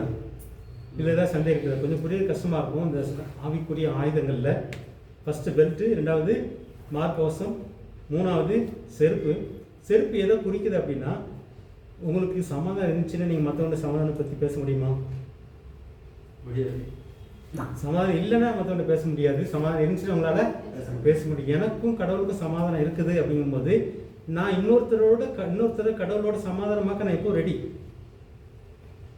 அதானே? இதுதான் செருப்பு, வேற ஒன்றும் கிடையாது. எனக்கும் கடவுளுக்குமே சமாதானம் இல்லை அப்படின்னா இன்னொருத்தனை போய் கூட்டிகிட்டு போய் சமாதானம் ஆக்க முடியுமா? என்னால் முடியாது. இதுதான் அந்த செருப்புடைய அர்த்தம் இதுதான். ஓகே, நான் ரெடியாக இருக்கேன். நான் எனக்கும் கடவுளுக்கும் சமாதானம் இப்போ இருக்குது. ஒருவேளை நான் ரட்சிக்கப்பட்டுட்டேன், சமாதானம் எனக்கு கிடைச்சிது, திரும்ப பின்மாறி போயிட்டேன். இப்போ என்ன செருப்பு இருக்கா? எனக்கு செருப்பு இல்லை. அதனால தான் நீங்கள் செருப்பு எப்பவும் போட்டுக்கோங்கன்றாங்க. இந்த செருப்பு போச்சு அப்படின்னா அவன் எப்போ வந்தாலும் உங்களால் ஓடக்கூட முடியாது, ஓடி தப்பிக்க கூட முடியாது. அதனால தேவனோடு இருக்கிற சமாதானம் எப்பொழுதும் நம்ம காத்துக்கொள்ளணும். இன்னொருத்தரை சமாதானமாக்குறதுக்கு நம்ம ரெடியாக இருக்கணும். அது யாராக இருந்தாலும் சரி, ஆண்டவர் ஒருத்தர் கூப்பிட்டு வர்றாரு, அவனுக்கும் அவளுக்கும் தேவனுக்கும் சமாதானம் இல்லை, ஒரு இதில் இருக்கான். அவன் வந்து தேவனை திட்டிகிட்டு இருக்கிறான், கடவுளை திட்டிகிட்டு இருக்கிறான். நம்ம எப்பவும் அவனை சமாதானமாக்குறதுக்கு ரெடியாக இருக்கிறோமா அப்படின்னா செருப்பு போட்டுக்கணும்னு அர்த்தம். சாத்தான் அங்கே வந்து வேலை செய்ய முடியாது. பெல்ட்டு, மார்க்கவசம், செருப்பு. 4வது கேடகம், விசுவாசமாகிய கேடகம். இந்த கேடகம் விசுவாசம் வந்து கனியிலையும் பார்த்தோம், இங்கே ஆயுதத்துலேயும் பார்க்குறோம். அப்போ விசுவாசம் எவ்வளோ முக்கியம்னு பார்த்துக்கோங்க. விசுவாசம் நிறைய இடத்துல வந்துகிட்டே இருக்கும். இங்கே கேடயம் வந்து எதுக்கு பயன்படுத்துகிறாங்க? போர் வீரர்கள் வந்து கையில் ஒரு இப்படி ஒரு, அந்த காலத்தில் பார்த்தீங்கன்னா இந்த ஒரு பக்கம் வாள் வச்சுருப்பாங்க. எம்ஜிஆர் படம் திருப்பர் பார்த்துருக்கீங்க. எம்ஜிஆர் படம் பார்த்தோம்னா பார்த்தீங்கன்னா அவனுக்கு இந்த பக்கம் ஒரு கேடயம் வச்சுருப்பார், இந்த பக்கம் வாள் இருக்கும். வாள் வச்சு அடிக்கலாம். அவன் வாள் வச்சு அடிக்கும்போது தடுக்கணும், அவன் எதாவது வச்சு அடித்தான்னா தடுக்கணும். இப்போ சாத்தான் வந்து தீக்கணைகளை போட்டுக்கிட்டே இருக்கான். எங்கே போடுவான்? தீக்கணைகள். விசுவாசி மனசில் சந்தேகத்தை போட்டுக்கிட்டே இருக்கும். சந்தேகத்தை போடலாம், பயத்தை போடலாம், குழப்பத்தை போடலாம், அவநம்பிக்கையை போடலாம், அவிசுவாசத்தை போடலாம். இந்த மாதிரி உள்ள இது வந்து நமக்கு சும்மா தோன்ற மாதிரி இருக்கும். ஆனால் உண்மையிலே சும்மா தோன்றதெல்லாம் கிடையாது. இன்னொருத்தன் பேக் சைட்லேருந்து வேலை செஞ்சுட்டு இருக்கான்னு நம்ம புரிஞ்சுக்கணும். பின்னாடி காதுகளை சொல்லிட்டு அவன் வந்து சொல்கிறான். அது மனுஷன் மூலமாக வரலாம் சில வார்த்தை. இப்போ வந்து யோகுவுக்கு வந்து யோகு மனைவி மூலமாக ஒரு வார்த்தை வருது. என்ன வருது? இன்னுமா இந்த கடவுள் மேலே உனக்கு நம்பிக்கை? உனக்கு தான் எல்லாம் போச்சு, இன்னும் ஏன் நம்புற? பேசாம 2 வார்த்தை திட்டிட்டு செத்து போகலாம் தானே அப்படின்னு சொல்லி யோகு மனைவி மூலமாக வர தீக்கணையாது. இப்போ யோகு எப்படி தடுத்தாரு? பைத்தியக்காரி பேசுகிற மாதிரி பேசாத மாதிரி. நீங்கள் பைத்தியக்காரி பேசுகிற மாதிரி பேசாதன்னு தடுக்கலை அப்படின்னா அந்த வார்த்தை உங்களுக்கு வந்து கிரியை செய்யும். எப்படி கிரியை செய்யும்? அப்படி உண்மையிலே ஆண்டவர் நான் என்னை கைவிட்டுட்டேன், உண்மையிலே இந்த ஆண்டவர் நான் எவ்வளோ உண்மையாக இருந்தேன், என்னை இப்படி சோதிக்கிறாரு. இந்த எண்ணம் வந்துகிட்டே இருக்கும். இதுதான் இந்த தீக்கணை அப்படின்றது. தீ உள்ள வந்துச்சுன்னா தீ பரவிட்டே இருக்கும் மனசுக்குள்ள வந்து. இந்த சாத்தானுடைய தீக்கணைகள்னு பார்த்தீங்கன்னா சந்தேகம், பயம், குழப்பம், இந்த மாதிரி பல காரியங்கள் வரும். உதாரணத்துக்கு போன வாரத்தில் ஒரு வார்த்தையை நான் கேட்குறேன். உங்கள்கூட தான் ஒருத்தனும் இல்லையே, நீ என்ன ஊழியம் செய்கிற அப்படின்னு ஒருத்தன் பேசுகிறான். என் கூட ஊழியம் செய்கிறேன்னு ஒருத்தன் பேசுகிறான். உங்க கூட ஒருத்தனுமே இல்லையே, நீ என்ன ஊழியம் செய்கிற அப்படின்ற மாதிரி. யாருடைய ஆயுதம் அது? நான் உள்ள மனசுக்குள்ளே அதை போடுறேன், அந்த தீயை மனசுக்குள்ளே போட்டு யோசிக்க ஆரம்பிக்கிறேன். ஆமாம் உண்மை தானே, என் கூட 10-15 பேர் ஊழியத்தில் இருந்தாங்க தானே, ஒருத்தருமே இல்லை தானே அப்படின்னு. என்னாச்சு? இல்லை, ஆயுதம் போயிடுச்சு, தடுக்கிற ஆயுதம் போயிடுச்சு. தடுக்கிற ஆயுதம் போயிடுச்சுன்னா உங்களை உள்ள இந்த மாதிரி ஒன்று வரும், அடுத்து வந்துகிட்டே இருக்கும், அடுத்த நெருப்பு வரும். உங்களை அழிக்கிற வரைக்கும் அவனுடைய தீக்கணைகள் வந்து உங்களை விட்டு வைக்காது. விசுவாசம் எவ்வளோ முக்கியம்னு பார்த்துக்கணும். விசுவாசத்தை தடுக்கிறது தான். இப்போ வந்து ஒன்று போடுறாங்க. இப்போ வந்து யோபு எப்படி தடுத்த மாதிரி நீங்கள் சோதனைக்குள்ளே போனவங்களாம் நீங்கள் தடுக்கிற ஆயுதங்களை நீங்கள் பாருங்கள். இப்போதைக்கு நம்ம விளக்கமாக பேசுகிறதுக்கு நேரம் இல்லை, இருந்தாலும் சுருக்கமாக நம்ம பார்க்குறோம். விசுவாசன்றது ரொம்ப முக்கியமானது. சந்தேகங்களை போடலாம், பயத்தை போடலாம், குழப்பத்தை போடலாம். ஆனால் அதை தடுக்கிறதுக்கு உங்களுக்கு என்ன வேணும்? விசுவாசம் வேணும். கிறிஸ்து பார்த்துப்பார், அவர் பார்த்துப்பார். இப்போ வந்து ஆபிரகாமுக்கு வந்து பார்க்கணும், விசுவாசத்திலே தகப்பன் ஆபிரகாம் பார்க்குறோம். ஈசாக்க பலி கேட்குறாரு. போகும்போதே மகன் கேட்குறான், இந்த மாதிரி நம்மகிட்ட வந்து நெருப்பு இருக்குது, விறகு இருக்குது, ஆடு எங்க, பலி கொடுக்குறதுக்கு ஆடு எங்க? இது ஒரு தீக்கணை ஆபிரகாமுக்குள்ள வருது. மகன் மூலமாக அந்த கேள்வி வருது. அவர் எப்படி தடுத்தாரு? இந்த ஆயுதம், தடுப்பு ஆயுதம், கேடையும் அதுதான். எப்படி தடுத்தாரு? தேவன் பார்த்துக்கொள்வார். அவர் தானே சொன்னார் பார்த்துக்குவார். ஆனால் பார்த்துக்கிட்டாருன்னா எப்போ பார்த்தாரு? அவர் தேவன் பார்த்தது எப்போ? கத்தி ஓவனுக்கு அப்புறம் தான் பார்த்தாரு. அது ரொம்ப முக்கியம். சில நேரத்தில் இந்த விசுவாசம் வந்து அப்படி கடைசி நேரத்தில் வரைக்கும் உண்மையை பார்க்க முடியாது. ஆட்டை தேவன் பார்த்துக்கிட்டான்னு சொல்லிட்டாரு. ஆனால் உள்ள பார்க்க எப்போ பார்ப்பாரோ, கொடுப்பாரோ, இல்லை வெட்டணுமோ. ஆனால் அப்போ கூட வந்து கையை வெட்ட ஓங்கிட்டார். எப்படி ஓங்கினாரு? இந்த நம்பிக்கையில் ஓங்கினாரு. உயிரோட எழுப்புவார்னு ஒரு விசுவாசம் இருந்துச்சு. முதல்ல பார்த்துக்குவான்னு இருந்துச்சு. ஆனால் அங்கே போய் கத்தியை ஓங்குற வரைக்கும் பார்க்கல. கத்தி ஓங்கும்போது வந்து ஒரு வேலை பலி கேட்டார், கொடுக்க தான் செய்யணும் போல, கொடுத்துடலாம், உயிரோட எழுப்புவாராக இருக்கும். இதுதான் விசுவாசம். ஏன் இந்த உயிரோட எழுப்புவாராக இருக்கும் நம்பிக்கை வந்துச்சு அவருக்கு? அந்த விசுவாசம் எப்படி வந்துச்சு உயிரோட எழுப்புவாராக இருக்கும்ன்றது? தேவன் என்ற உறுதியான நம்பிக்கை. அதுக்கு வந்து ஆபிரகாமுக்கு ஏற்கனவே ஒரு வாக்குத்தத்தம் கொடுத்துருந்தார். உன் மகன் மூலமா உலகத்தில் இருக்கிற எல்லாத்தையும் ஆசிரியக்க போறேன்னு சொல்லி வாக்குத்தத்தம். இப்போ வந்து இவனை வந்து கொல்ல சொல்லிட்டாரு, கொண்டுட்டா எப்படி வாக்குத்தத்தம் நிறைவேறும்? அப்போ உயிரோட எழுப்புனா தான் நிறைவேறமாக இருக்கும். இந்த விசுவாசங்கள்லாம் பார்த்தீங்கன்னா ஒரு வசனத்தோட கனெக்ஷன் ஆகிட்டே இருக்கும். வசனம் இல்லாமல் விசுவாசம் வரப்போகிறதே கிடையாது. இந்த ஆபிரகாமுக்கு அந்த வந்த விசுவாசமே இந்த வாக்குத்தத்தம், அந்த வசனம். அதனால தான் விசுவாசம் வந்து உங்களுக்கு எதுவுமே வசனம் இல்லாமல் விசுவாசம் வர்றதுக்கு வாய்ப்பு இல்லை. வசனம் தான் விசுவாசத்தின் அடிப்படைன்னு சொல்லி பார்க்கணும். இப்போ நமக்கு வந்து சோதனை வரும்போது, இந்த மாதிரி தீக்கணைகள் வரும்போது நீங்கள் தடுக்கிறதும் வசனம் தான். ஏதோ ஒரு வசனத்தின் மூலமாக தான் தடுக்க வைப்பார். அந்த வசனம் எது? ஏதோ ஒரு வாக்குத்தத்தின் மூலமாக அதை தடுக்க வைப்பார். அந்த தீக்கணைகளை வந்து நம்ம தாக்காதபடி தடுக்க வைப்பான்னு சொல்லி பார்க்குறோம். ஸோ இது வந்து அடுத்த ஆயுதம் விசுவாசம். அடுத்தது ரட்சிப்பு. ரட்சிப்புன்னா என்னது? ரட்சிப்பு வந்து ஹெல்மெட்டு, தலைக்கவசம். ஃபஸ்ட்டு பெல்ட்டு, இயேசு தான் உண்மை, இயேசு தான் சத்தியம், இயேசு சொன்னதான் சத்தியம், அது மறந்துடுறாங்க. ரெண்டாவது மார்க்கவசம், இயேசு தான் நீதி. அவர் செஞ்சதுனால நான் நல்லவன், அவரோட சேர்ந்ததுனால நான் நல்லவன், அவரோட சேர்ந்ததுனால நீதிமான். இயேசு நீதிமான், நான் அவரோட சேர்ந்துருக்கனால நீதிமான். இதுதான் நீங்கள் பேசிகிட்டே இருக்கணும். இயேசு சொன்னது தான் உண்மைன்றது பெல்ட்டு, இயேசு செஞ்சதுதான்றது நீதி. மூணாவது செருப்பு. செருப்பு எதை பிடிக்குது? காலனி. இயேசு செஞ்சதுனால அப்பா கூட நான் சமாதானம். இப்போ யாரனாலும் என்னால் அப்பா கூட சமாதானம் பண்ணி வைக்க முடியும். கடவுள் கூட என்னால் யாரனாலையும் சமாதானம் பண்ணி வைக்க நான் ரெடி அப்படின்ற ஒரு ரெடினஸ் தான் செருப்பு நீங்கள் போட்டிருக்குது. நாலாவது கேடகம். விசுவாசமாகிய கேடகம். இப்போ வந்து சாத்தான் வந்து பல அவிசுவாசங்களை போடலாம், பல கெட்ட அல்லது என்ன சொல்றது, நம்மளை வீழ்த்துவதற்கான சந்தேகங்களை போடலாம், அவநம்பிக்கை போடலாம், பயத்தை போடலாம், நடுக்கத்தை போடலாம். அதெல்லாம் தடுக்கிறதுக்கு விசுவாசம் வேணும். அந்த விசுவாசம் எது மூலமாக வரும்?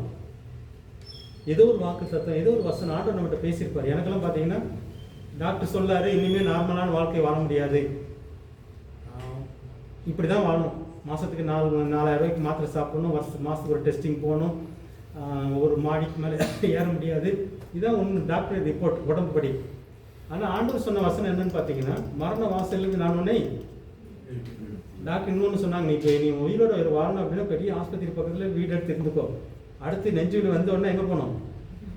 உடனடி ஆஸ்பத்திரிக்கு போட படைச்சு. நான் ஆண்டவர் என்ன சொல்கிறேன் அப்படின்னா, மரண வாசலிருந்து நான் உன்னை தூக்கி விடுகிறேன், சீயோன் குமாரத்துக்கு நீனுடைய துதிகளை சொல்லி வருவேன். இந்த வசனம் தான் எனக்கு கேடையும். நான் அதை பிடிக்க ஆரம்பித்தேன். டாக்டர் சொன்னதை வந்து ஒரு பக்கம், டாக்டர் சொல்றது உண்மையாக தான் இருக்கலாம், உடம்பு படி பார்க்கணும், உண்மை அதுதான்.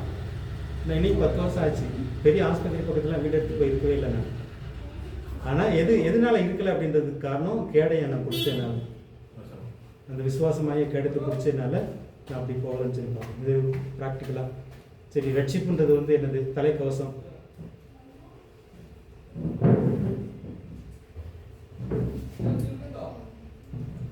தலைக்கவசம் எதை பிடிக்குது?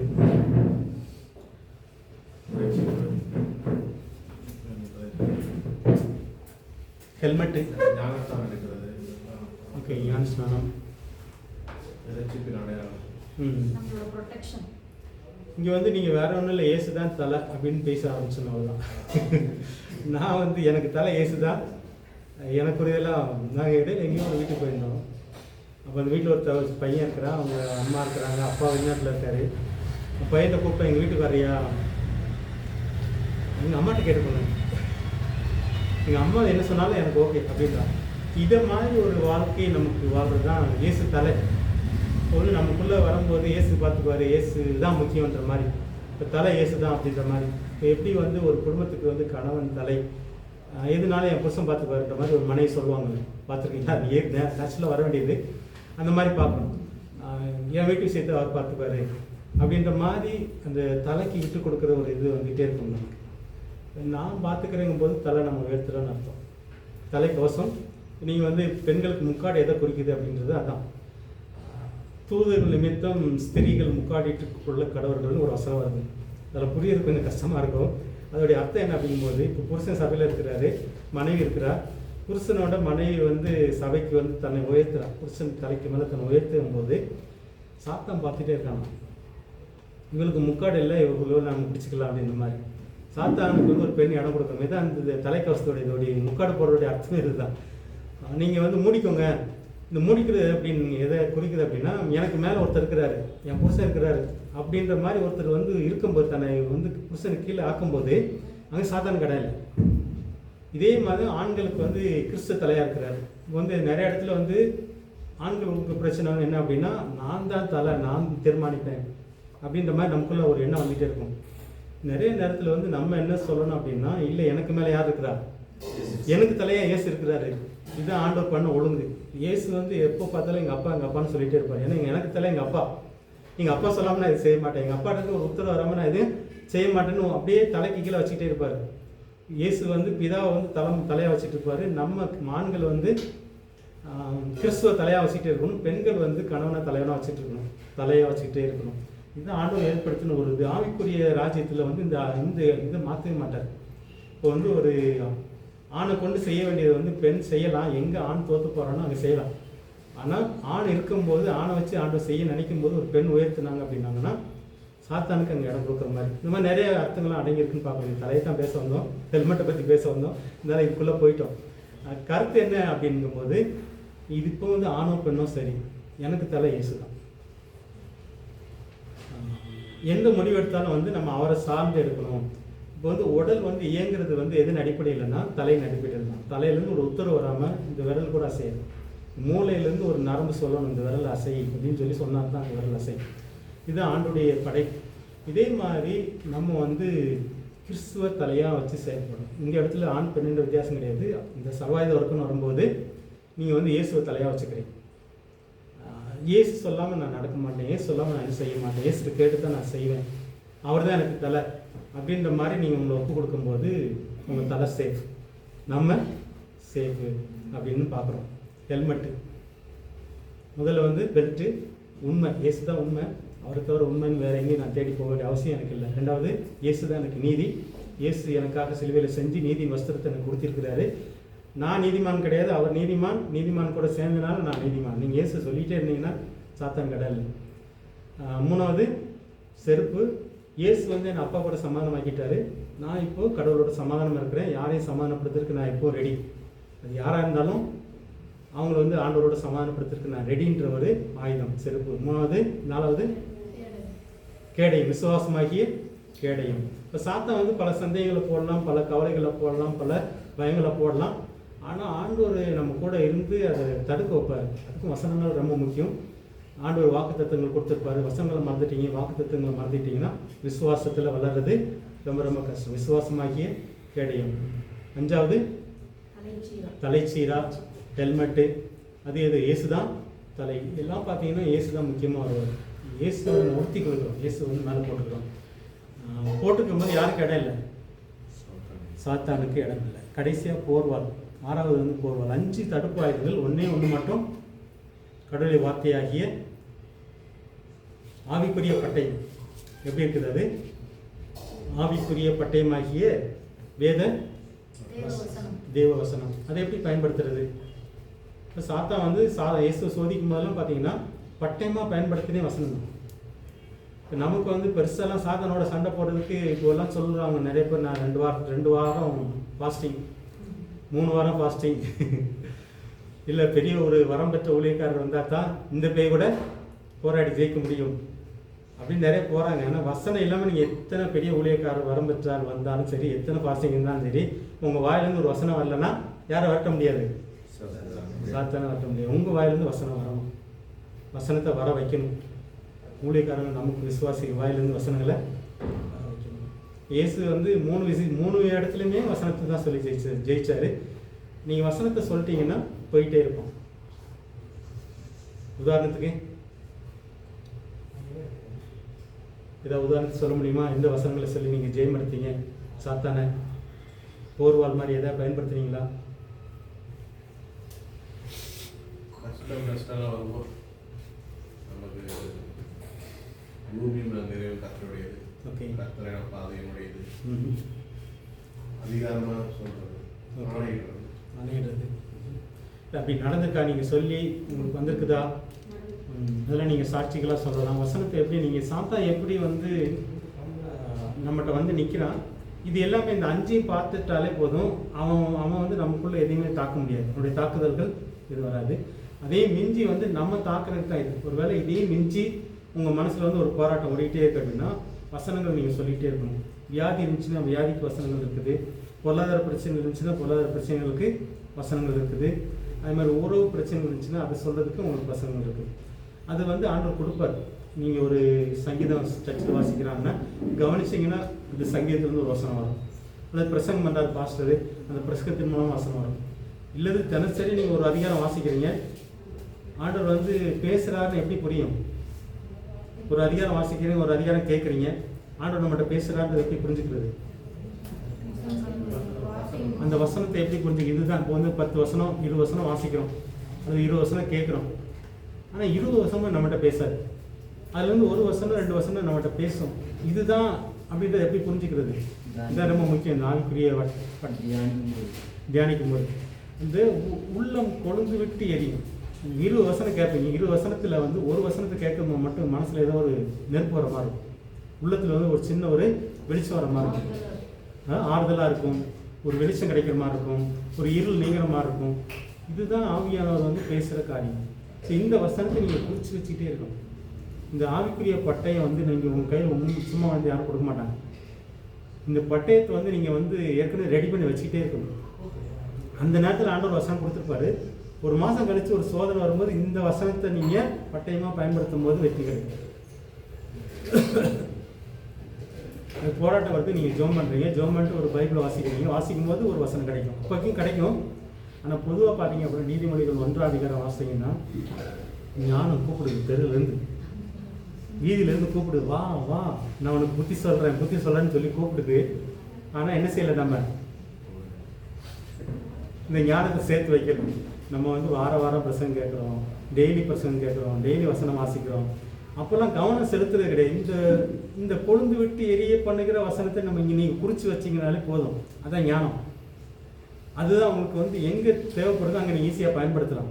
நம்ம இதெல்லாம் செய்யாமல் ஆபத்து வந்துருச்சு, ஐயோ கடவுளே காப்பாற்றுக்கன்னு போகிறோம்.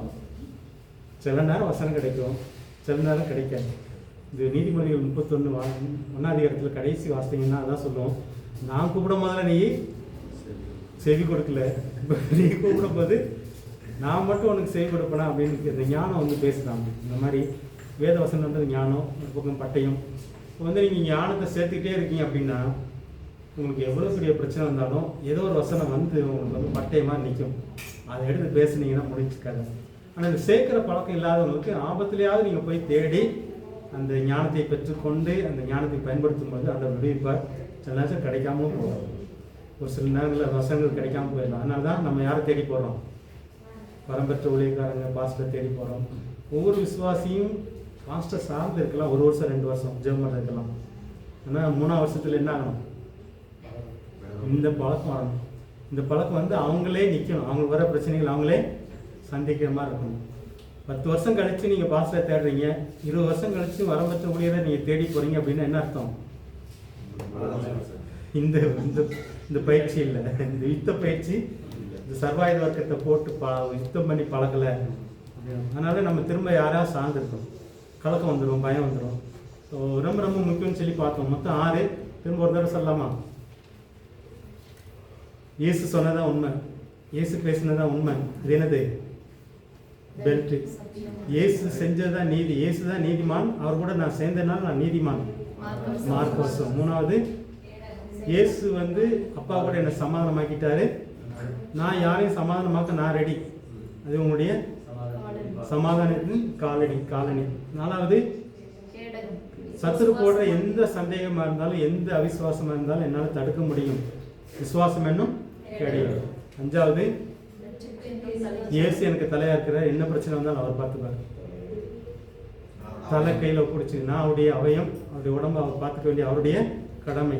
கடைசியாக 6வது, ஆவியின் பட்டயம், வசனம், வேத வசனம்.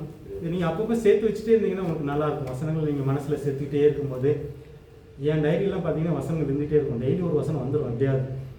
அன்றைக்குரிய வசனம். இப்போ நம்ம இன்றைக்கெல்லாம் பார்த்தீங்கன்னா ஸ்டேட்டஸ் போடுறோம், ஸ்டேட்டஸ் வந்து இன்னொருத்தர் வசனத்தை எடுத்து போட வேண்டாம். நீங்கள் பைபிள் வாசிங்க, ஒரு சாப்டர் வாசிக்கும் போது ஒரு வசனம் உங்களுடைய உள்ளத்தை கொழுந்து விட்டு எரிய பண்ணியிருக்கும், 1 வருஷமோ 2 வருஷமோ, அதை ஸ்டேட்டஸாக போடுங்க. அதை நீங்கள் எங்கேயா குறித்து வைங்க. இந்த பழக்கம்லாம் வந்துருச்சுன்னா நமக்கு வந்து ஞானத்தை சேர்த்துக்கிட்டே இருக்கும். இந்த ஞானத்தை சேர்க்க பிரச்சனை வந்தோன்னே பதற மாட்டோம். ஏன்னா பிரச்சனை வந்தோடனே வர்றதுக்கு முன்னாடி ஞானம் நமக்கு ரெடியாக இருக்கும். இந்த ஆவியின் பட்டயம் நமக்கு ரெடியாக இருக்கும், பிரச்சனை வர்றதுக்கு முன்னாடி அப்படின்ற மாதிரி நம்ம பார்க்கணும். இந்த மாதிரி ஒன்று வந்து ஆவியின் கனி, ஆவியானுடைய குணம் நமக்குள்ள வந்து பெருகிறது. ரெண்டாவது வந்து யுத்தம் நமக்கு இருக்குது. சாத்தான் இன்னைக்கும் பூமியின் அதிபதி தான். அவனை வந்து முழுசாக அழிக்கிறதுக்கு ஒரு நாள் வச்சுருக்குறாங்க. அதுதான் வந்து பெரிய யுத்த நாள் ஒன்று இருக்குது. அன்னைக்கு வந்து அந்தி கிறிஸ்து சாத்தான் அவனை வந்து முற்றிலும் அழிக்க போகிறாரு. அதுக்கப்புறம் அவனை கொண்டு போய் ஒரு சங்கிலியில் கட்டி வைக்க போகிறாரு 1000 வருஷம். அது வரைக்கும் அவன் வந்து அவுத்து விட்டுப்பட்ட கழுதை தான், அவுத்து விடப்பட்ட நாய் மாதிரி அவன் உலகத்தில் அழிஞ்சிட்டு இருக்கான். அதனால் அவன் வந்து யாரை விழுங்கலான்னு சொல்லி இன்றைக்கும் வகை தேடி சுற்றி திரிகிறான்னு சொல்லி பார்க்குறோம். எவன்கிட்ட ஓட்டம் இருக்குது, எவன்கிட்ட வீக்னஸ் இருக்குது, எவனை எப்படி பிடிக்கலாம், எவனை எப்படி அழிக்கலான்றது அவனுடைய நோக்கம். அவன் இன்றைக்கும் பூமியை சுற்றி தெரிஞ்சிட்டு இருக்கான். எப்படி யோகோ பார்க்கும்போது பூமியெல்லாம் சுற்றி யோகு மேலே கண் வச்சானோ அதே மாதிரி நம்ம மேலேயும் கண் வைக்கிறாங்க. ஒருவேளை ஆவிக்குரிய வாழ்க்கையில் நீங்கள் வளரும்போது, நீங்கள் வந்து பழைய வாழ்க்கையில் இந்த மாதிரி இருந்தீங்கன்னா உங்களுக்கு பெரிய போராட்டம்லாம் இருக்காது. நீங்கள் எப்போ வளர ஆரம்பிக்கிறீங்க, வசனத்தை தேடுறீங்க, ப்ரேயர் பண்ணுறீங்க, சபைக்கு ஒழுங்காக போகிறீங்க, சபையில் ஏதாவது ஈடுபடுறீங்க, அப்போ தான் சாத்தானுக்கு உங்கள் மேலே கண் வரும். அப்போ தான் உண்மையிலே போராட்டம் நடக்கும். சில நேரத்தில் போராட்டம் தெரியாமலே நீங்கள் வந்து விழுந்து போயிடுவீங்க. ஏன்னா இந்த ஆயுதம் சர்வாயுத வர்க்கத்தை நீங்கள் போடலை அப்படின்னா நம்ம வீக்னஸ் அவனுக்கு நல்லா தெரியும். அந்த வீக்னஸ் மூலமாக வந்து நம்மளை ஈஸியாக வீழ்த்திட்டு போயிடுவோம். அதனால் ஆயுதங்கள் வந்து ரொம்ப ரொம்ப முக்கியம்னு சொல்லி பார்க்குறோம். வேறு ஏதாவது கேட்க விரும்புறீங்களா? இதுதான் ஆவிக்குரிய ஆசீர்வாதம். ஆவிக்குரிய ஆசீர்வாதத்தில் ஒன்று கனி, ரெண்டாவது வந்து ஆயுதம். ஆயுதம் இருந்துச்சு அப்படின்னா நம்மளை சாத்தான் ஜெயிக்க முடியாது. அது ஒரு ஆவிக்குரிய நன்மை. மூணாவது ஒன்று இருக்குது, என்னவா இருக்குன்னு கெஸ் பண்ணுறீங்க? ஆவிக்குரிய நன்மையில் ஒன்று கனி, ரெண்டாவது ஆயுதம், மூணாவது வரங்கள். வரங்கள் அபிஷேகம். வரங்கள் வந்து அது அடுத்த ஸ்டேஜ். நிறைய பேர் வந்து வரங்களை பயன்படுத்தி விழுந்து போகிறாங்க.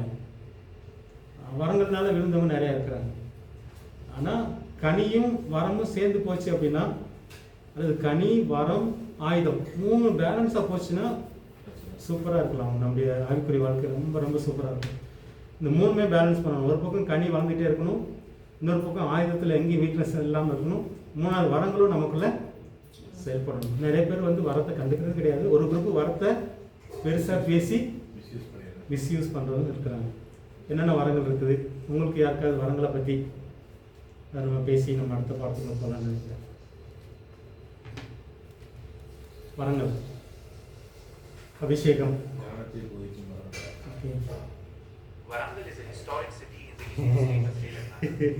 இது கேட்டுச்சு, நீங்கள் பேசுறது இது பேசுது. மொத்தம் எத்தனை வரங்கள்? 9 வரங்கள். 9 சொல்லுங்க பார்க்கலாம். என்னென்ன வரங்கள் இருக்கு? நான் அது நோட்ஸ் எடுக்கலை, ஆயுதங்கள் எடுத்தேன். ஒருவேளை இன்னைக்கு மற்ற 3 பேர் வராங்க, யார் வராங்கன்னு நான் தான் எடுக்க வேண்டியிருக்குது. ஆவிக்குரிய வரங்கள், ஆவியின் வரங்கள்.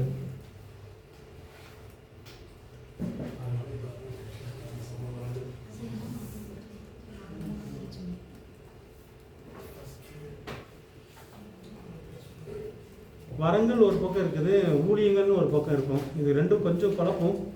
நம்ம சேர்த்து தியானிச்சுட்டா நல்லாயிருக்கும். ஊழியங்கள் 5 வகை. ஊழியங்கள் 5. சரி, ஊழியங்கள் மேலே பேசலாம். ஒன்று என்னது? அப்போஸ்தல ஊழியம். அப்போஸ்தல ஊழியம் அப்படின்னா என்ன? அப்போஸ்தல ஊழியம் அப்போஸ்தல ஊழியம்னா முத ஒரு ஆள் போகிறாரு ஒரு இடத்துக்கு. இது வரைக்கும் யாருமே அங்கே ரட்சிக்கப்பட்டவங்க கிடையாது. முதல்ல போகிறாரு. வித்தியாசமான ஒரு கலாச்சாரமாக இருக்கலாம், வித்தியாசமான மொழியாக இருக்கலாம். அங்கே போயிட்டு வந்து இவர் தான் அந்த மக்களை பற்றி தெரிஞ்சு படித்து ஊழியத்தை செய்கிறார். இந்த அப்போஸ்தல ஊழியம்னு சொல்லி பார்க்குறோம்.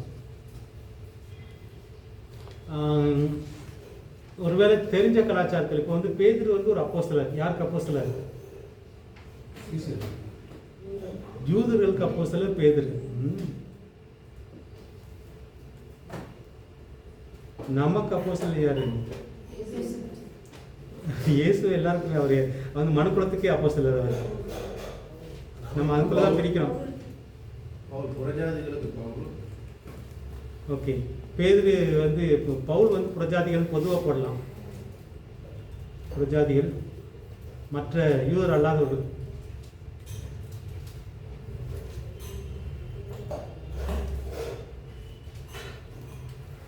நமக்குன்னு கேட்டது வந்து இந்திய மக்களுக்குன்னு நான் கேட்குறேன். யார் சொல்லுவீங்க? மக்களுக்கு வந்து தோமா வந்தாரு. தோமா தான். தோமா சொல்லிங்க, அதுக்கு தான் நான் எதிர்பார்க்குறேன். 12 பேர் ஒருத்தர் இந்தியர்களுக்கு. ஸோ இந்த மாதிரி உள்ளவங்க அப்போஸ்தலரை பற்றி புரியுறதுக்காக நான் இப்படிலாம் போகிறேன் நான்.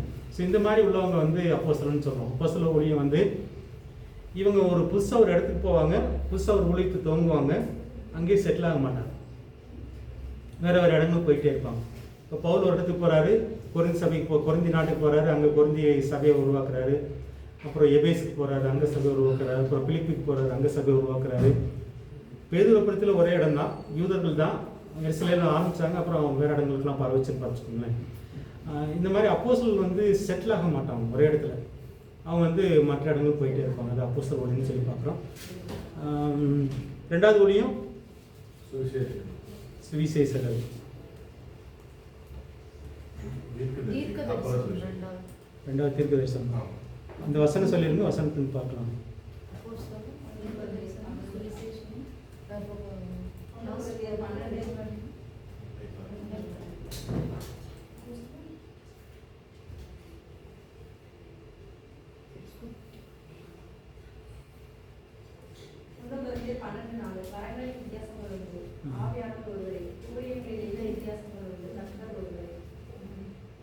ஓகே.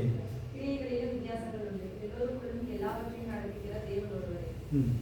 ஆவியினுடைய அனுகிரகம் அவனவனுடைய பிரயோஜனத்திற்கென்று அளிக்கப்பட்டிருக்கிறது.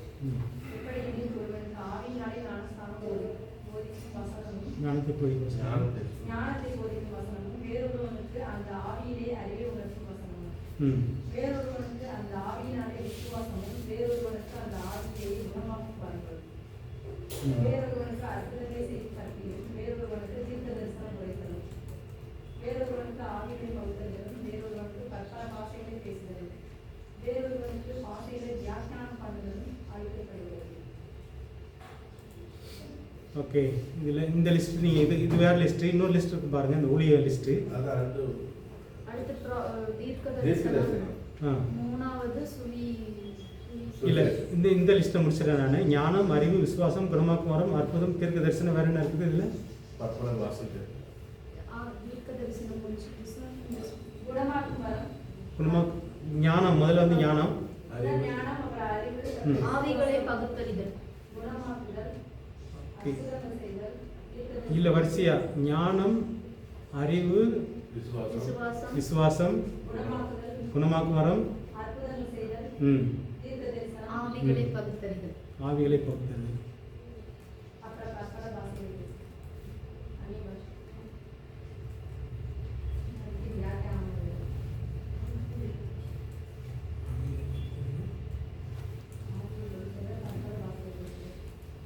வியாக்கியானம்.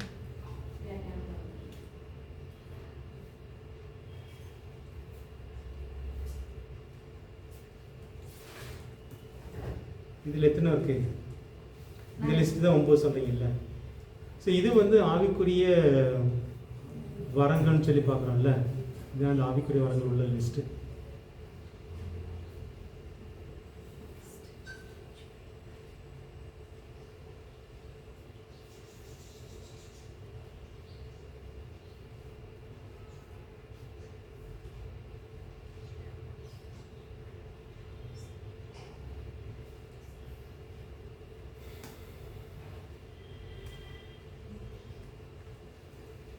இப்போ ஊழியத்தில் வந்து ஓகே, இதில் 9. ஊழியத்தில் வந்து தீர்க்கதரிசி, 1 அப்போஸ்தல ஊழியம், 2வது தீர்க்கதரிசன ஊழியம், 3வது சுவிசேஷ ஊழியம், 4வது போதகமா உபதேசமா. இந்த வசனம் இதில் இருக்குது. இந்த 5 விதமான ஊழியம். மேய்ப்பர் 4வது மேய்ப்பர், 5வது போதகர்,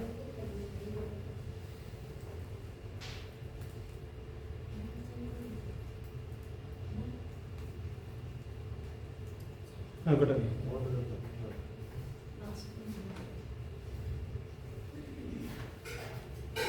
ஓகே, இந்த 9க்கும் இந்த 5க்கும் என்ன வித்தியாசம் பேசிடலாம்.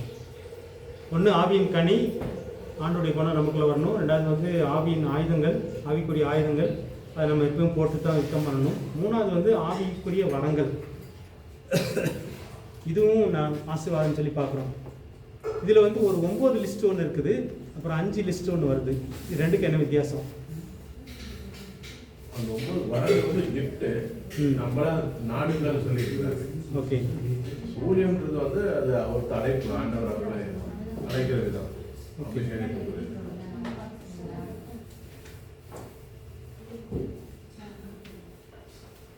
சரி, டீ குடிச்சுக்கலாம். டீ குடிச்சு பேசலாம்.